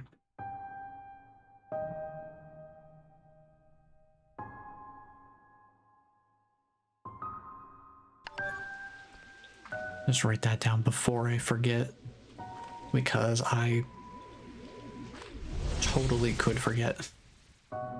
It's happened before. Certainly wouldn't be the first time. Okay, where was this room? Yeah, see, there's the twin slime spot that we got that plort statue, so here's the indication of it. Radiant projector room, was that over here? I think it was. This feels like the right way. Yes, this was the spot, indeed. Let's run upstairs here and see if 3 is enough. It should be.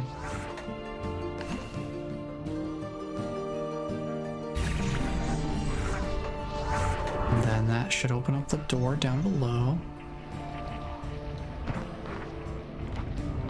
Oh, and it points the light outside to another place with some platforms coming up. Okay. Well, that's fun. Let me grab these, since we don't need them here anymore.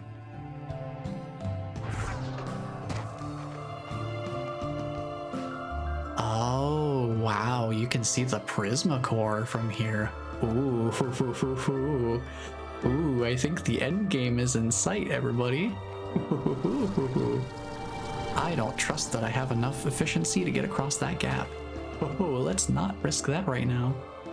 As much as I'd love to get over there. I think I might need another efficiency upgrade for my jetpack before I attempt that. Maybe, just maybe. Oh, I already have. You know what I need?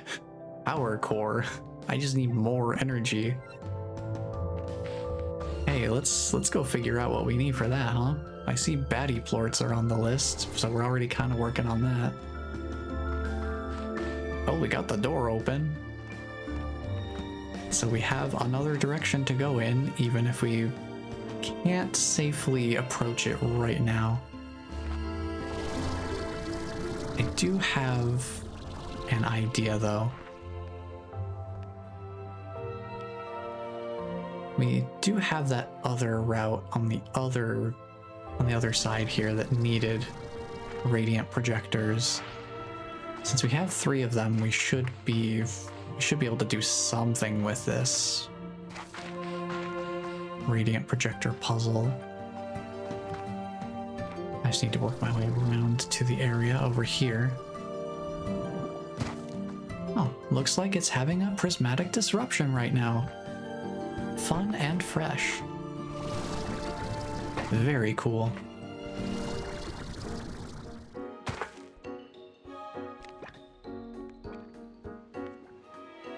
Let's see, can I get enough height to get up here? Yes, I can. Cool, cool. We'll just keep on going here. And we will attempt to solve a puzzle while absolute chaos is going on here. Put one there. Ooh, someone dropped some shadow plorts. Fancy. I get this out of my inventory. Grab some unstable plorts that just happen to be laying around here. Why not? And then we can stabilize them right here. Just an extra little stash of prisma plorts, why not?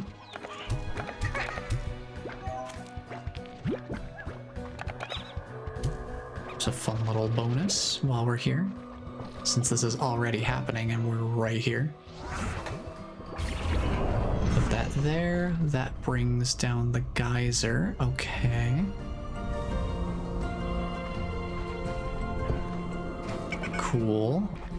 That lets us go up. Oh, and then the other one comes down. Right. Okay. So yeah, that is about what I expected to happen there. So we can also open this other door. Maybe this will take us to the same area, just a different side of it. Because it did look like that geyser that was way down in the fog might be accessible from a different direction. Let's see, can we put this away? Yes, okay.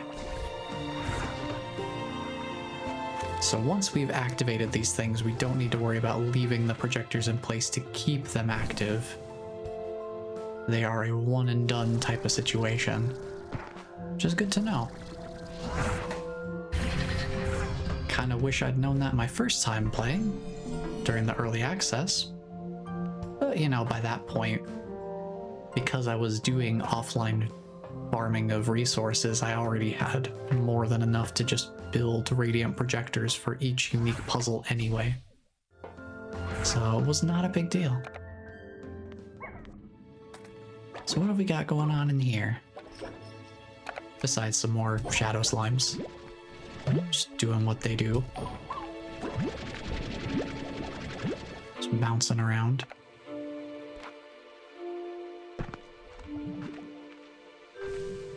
We are in a new section of the Grey Labyrinth. Getting even deeper in here.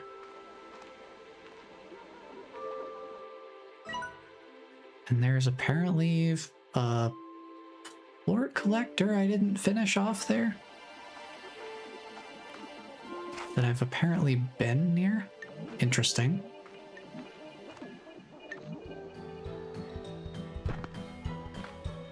Oh, ghostly drone. Hello? I was wondering what that noise was. Hello? Buddy? Let's go up these platforms here. I see a spring pad on this one. Can make some use of that. Eboing.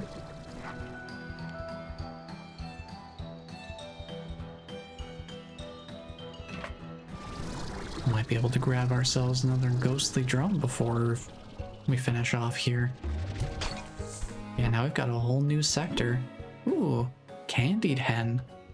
Gosh, aren't they just so pretty in pink?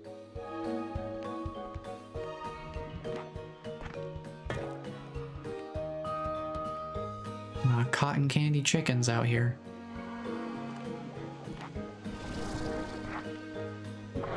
Ooh. What's this button do?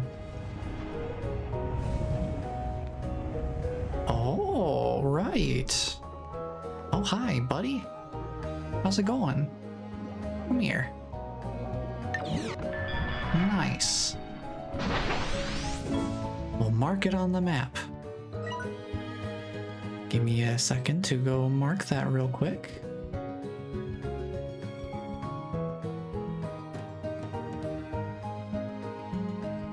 Hold on. I have to switch over to the Grey Labyrinth map. I think this is the first one that we've found inside of the Grey Labyrinth, actually.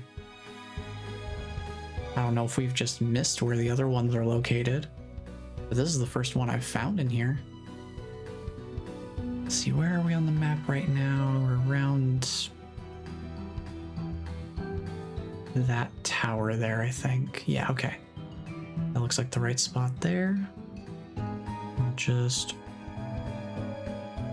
put that down there. Cool. Now got that marked.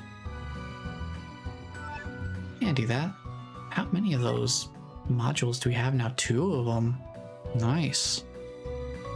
We have more than enough materials. We just need the money. $5,000 for each drone station. It's a bit of a tall ask, but we'll get there eventually. Now, I'm not going to worry about exploring super thoroughly right now. Which, you know, might not be to my benefit because there's a lot of switches I'm hitting here. There's another light puzzle down there too. I'm just looking around to see if the new slime type is in here or if we need to go even deeper to find it. I have a feeling it's going to be even further in.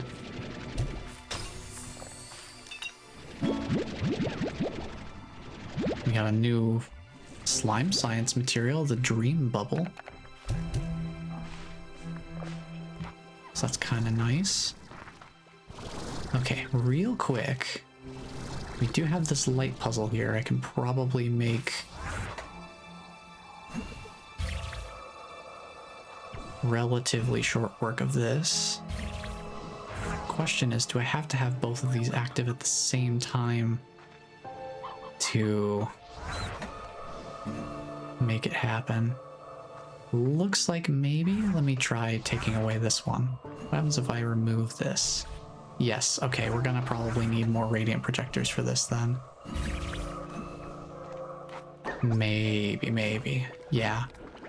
Because the distance, there's a distance limit on it too, so we're gonna need a 4th radiant projector.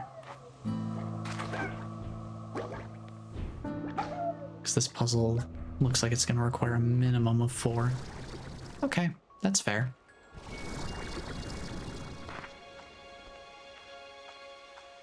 At least we'll have the materials for it pretty soon. Shouldn't be a problem. Yeah, dang, I don't think the slime type I'm looking for is here. I think it's still even further into the Grey Labyrinth, so we'll have to come back and explore this another time. But we've got the door open and we've got a clear exploration path that we can tackle.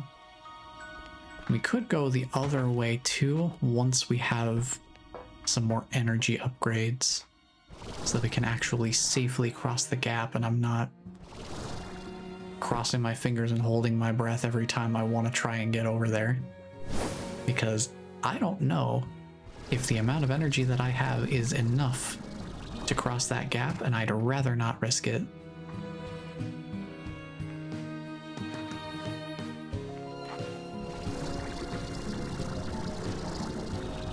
Just because it's like, even if I went over there with nothing in my inventory to lose, so that I wouldn't have to worry about that specific penalty, I still would rather not have that much time potentially pass in a single uninterrupted moment. Because when you get knocked out, you sleep until, I think, you sleep until 6 a.m. of... You sleep until the next 6 a.m. happens, regardless of how long that is. So depending on what time it is, when you do get knocked out, it can either be basically no penalty at all, or it can be incredibly punishing.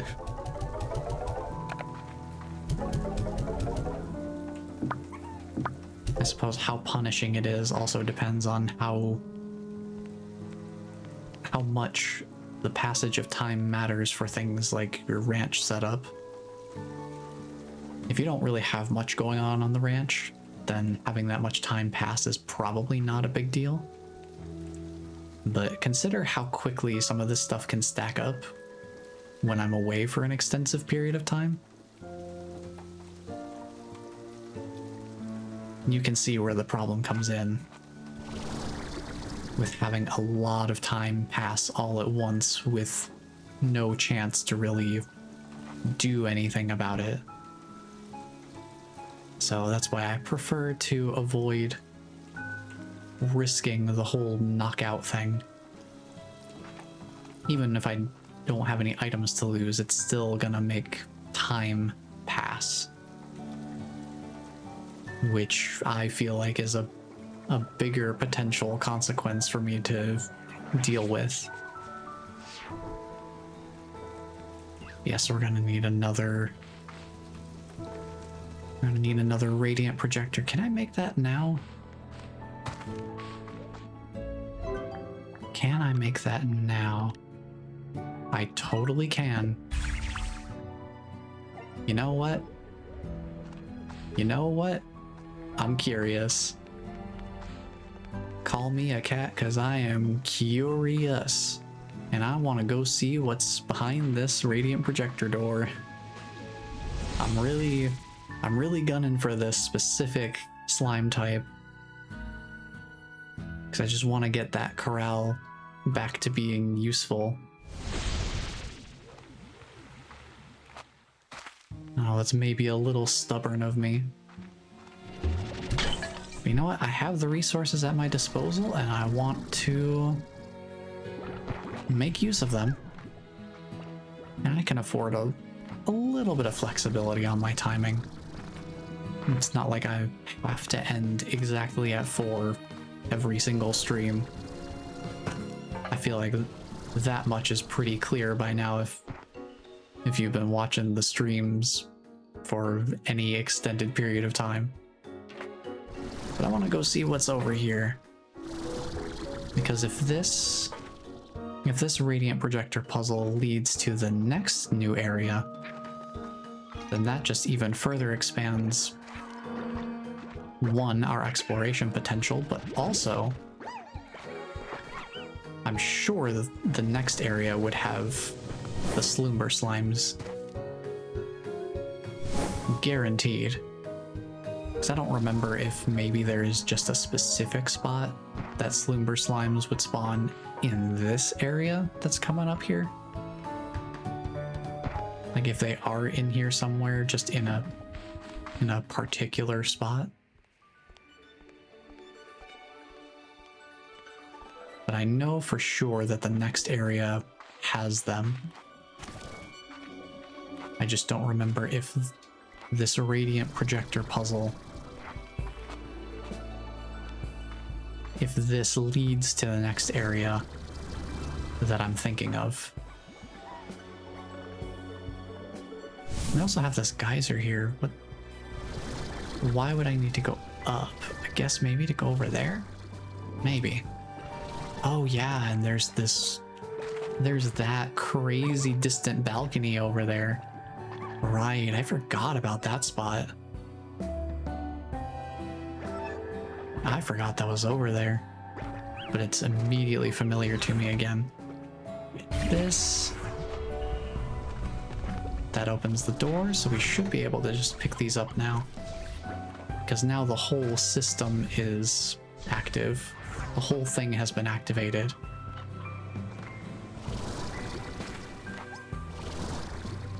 Ooh. Feral slimes. Hey, Crystal Slumber Largo. That's what I was hoping for. We're getting some Slumber Slime action out here.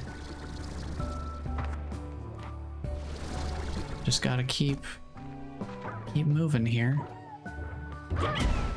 Not get caught by all these feral slimes. Which there are a lot of. They certainly try to make this area a little bit threatening. There you are, Slumber Slime. That's all I wanted to get over here. That is the one thing I was over here for. Just wanted to grab that guy. Grab some royal jelly, I suppose, and...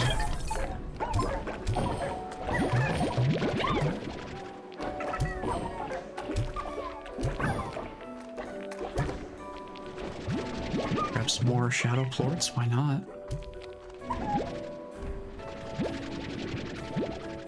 Just 10 more. Easy as that. Now, this is the kind of spot where actually slapping down a quick one-way return home portal would actually be kind of useful. We do have one. We could, in theory, use it. And then just pick it up again when we come back to this area later. But I think I'll be fine just heading back. Just heading back normally. Because I think this area does have some sort of Gordo in it. And I think it's blocking a portal, but I don't remember where to.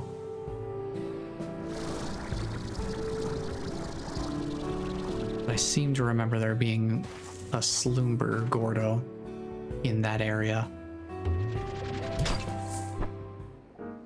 And I do not even remotely remember where that would lead to.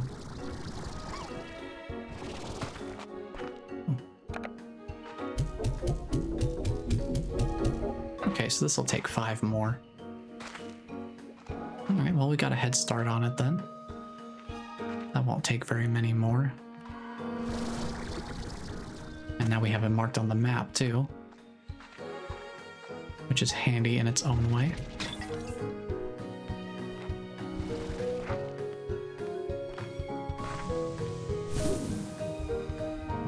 Just kind of fly around here. Whoa. I I juked myself.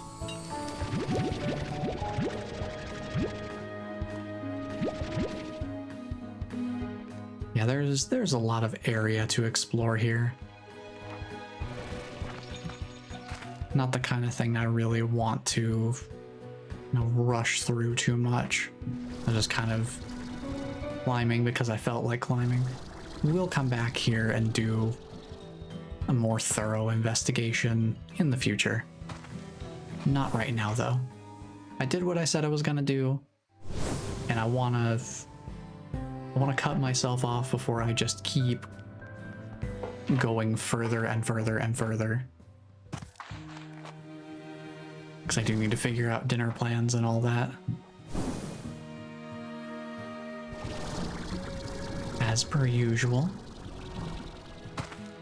So I don't want to go too far beyond my designated end time. But we got the Slumber Slime, and that's what I was here for. I just wanted to make that one last push there to grab this final slime type for now.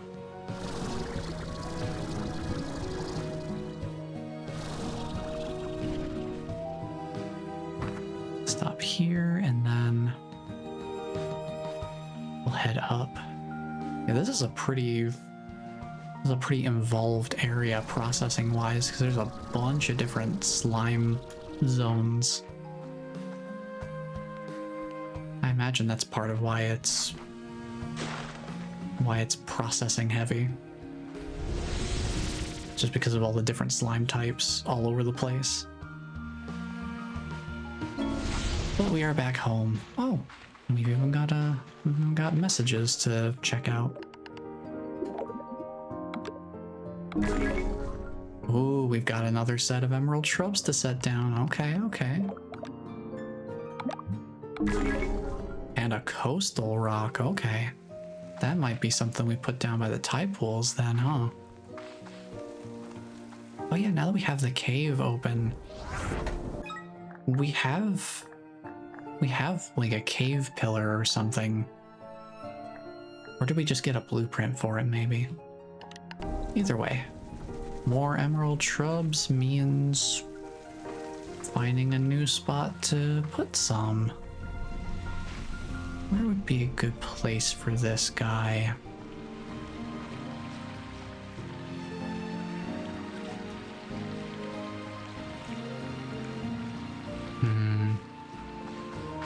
Where to put you?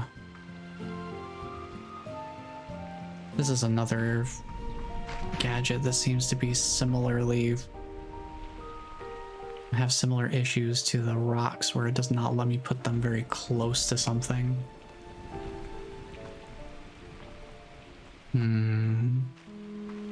Where to put this? Maybe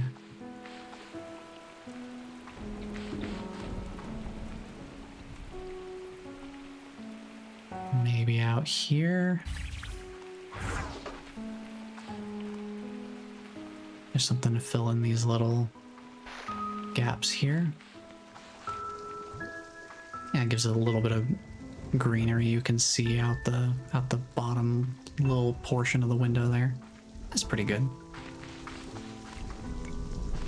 And then let's see what this coastal rock looks like. Yeah, considering it's called coastal rock, I should probably put it somewhere that's like ocean adjacent. If I could speak up and pronounce my words correctly.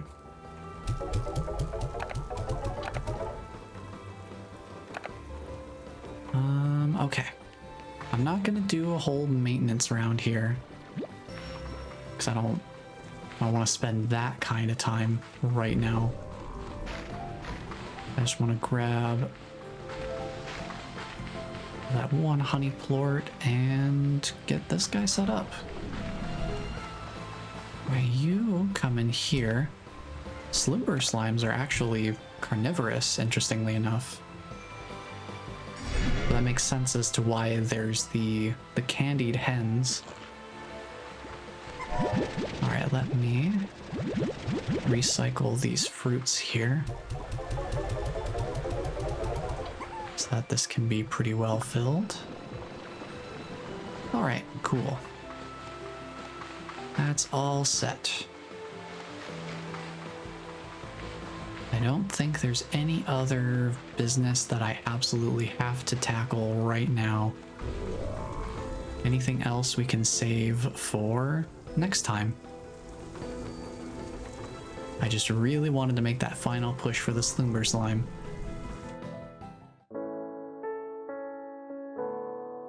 Alrighty. We're definitely making some pretty good progress in the Grey Labyrinth now.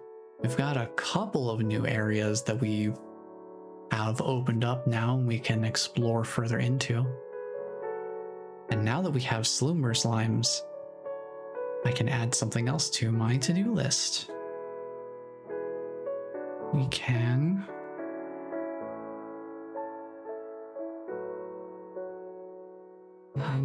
how would I want to raise that?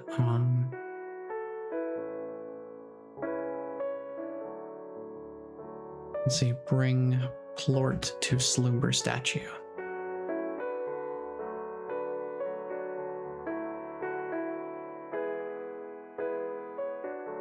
So we should be able to just do that immediately, and that will open another door.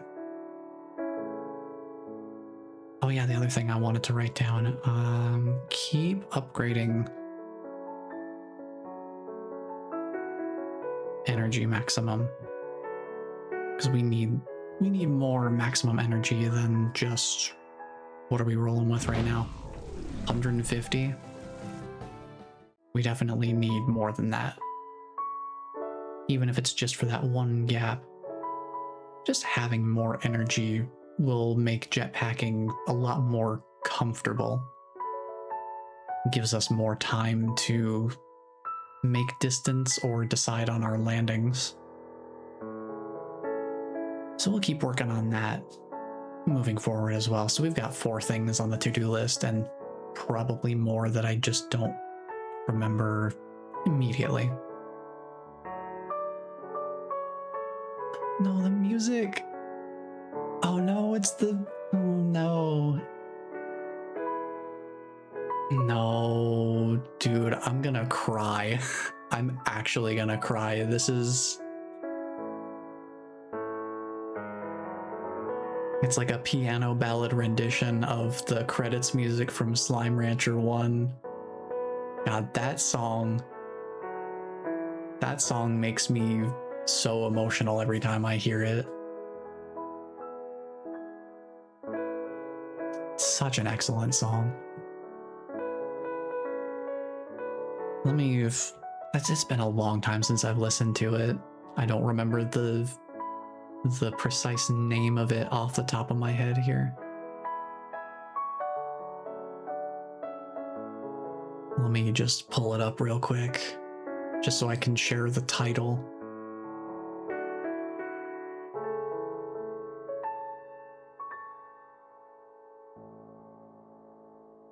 Because I don't remember the title of the song off the top of my head. 1,000 Light Years Away. It's such a good song. And as quickly as it was in our lives, it's gone. Oh man, I don't know if I've heard that in the early access. I imagine it probably, that seems like the kind of thing that would have been in the game already. Just from the moment they implemented something like this, they definitely would have had that as a reference to the original. Dare I even say, it seems like the kind of thing that's just basic continuity. But yeah, 1,000 Light Years Away.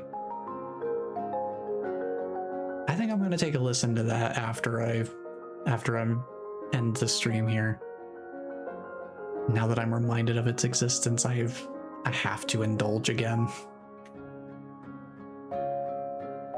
Oh, but yeah, I recommend checking out that song. It's It's a very wonderful song. And especially with the context of having all of the messages, all of the emails from Casey that you read along the whole playthrough of Slime Rancher. Which, of course, by total coincidence, I do have a replay that I did of Slime Rancher before diving into Slime Rancher 2 Early Access. So if you happen to want to see me play through that entire series is over on my YouTube. I got the whole Slime Rancher replay. And fun fact for anyone who doesn't know, Slime Rancher was the first game that I ever streamed on Twitch here. And that's actually how Bless came across my channel as well. So the Slime Rancher streams, Slime Rancher in general means a lot to me, especially because of that connection. Like, they're already delightful games, but it is also because of Slime Rancher that, you know, I found my first community or two of like-minded people on Twitch, and it's not always easy to find people who are as kindred of a spirit as I feel like I've got with the Game and Nook crew. So I'm very happy that Slime Rancher was able to be a catalyst that brought us together at that moment in time. I was just considering the endless sea of people all streaming all sorts of different games. It feels almost cosmic for people to just happen across each other in that sort of way. But that will be it for me for today. I'm gonna go give my brain a break and get dinner plans figured out. But we're making really good progress here. We've got a good amount of area to explore now in the Grey Labyrinth that's nice and opened up, with even more possible opening up on the way because of that Sloomber statue. And once we get that drone archive key, once we get that figured out, we'll be taking that to all of the GG drones and seeing what sort of secrets they hold. So I think we're at a point where we've pretty much got the ranch more or less figured out. The plan has really come together very well. And I think we're just mostly putting in the final remaining pieces to really finish off the execution of the plan. Because it's mainly just getting enough drones to do all of the different gathering that I want them to do, and or handling auto feeders for the ranch, you know, that sort of thing. And just finishing up those last couple of corrals. I mean, we're pretty much in the home stretch for getting the ranch set up. So we will be very much able to leave the ranch alone for longer periods of time and do all of this exploration stuff that has mostly been squeezed in between infrastructural changes and just general upkeep. I'm looking forward to it. So thank you all for being here and hanging out, and just know that somebody cares about you because I care about you. And until the next stream, Take care, everyone.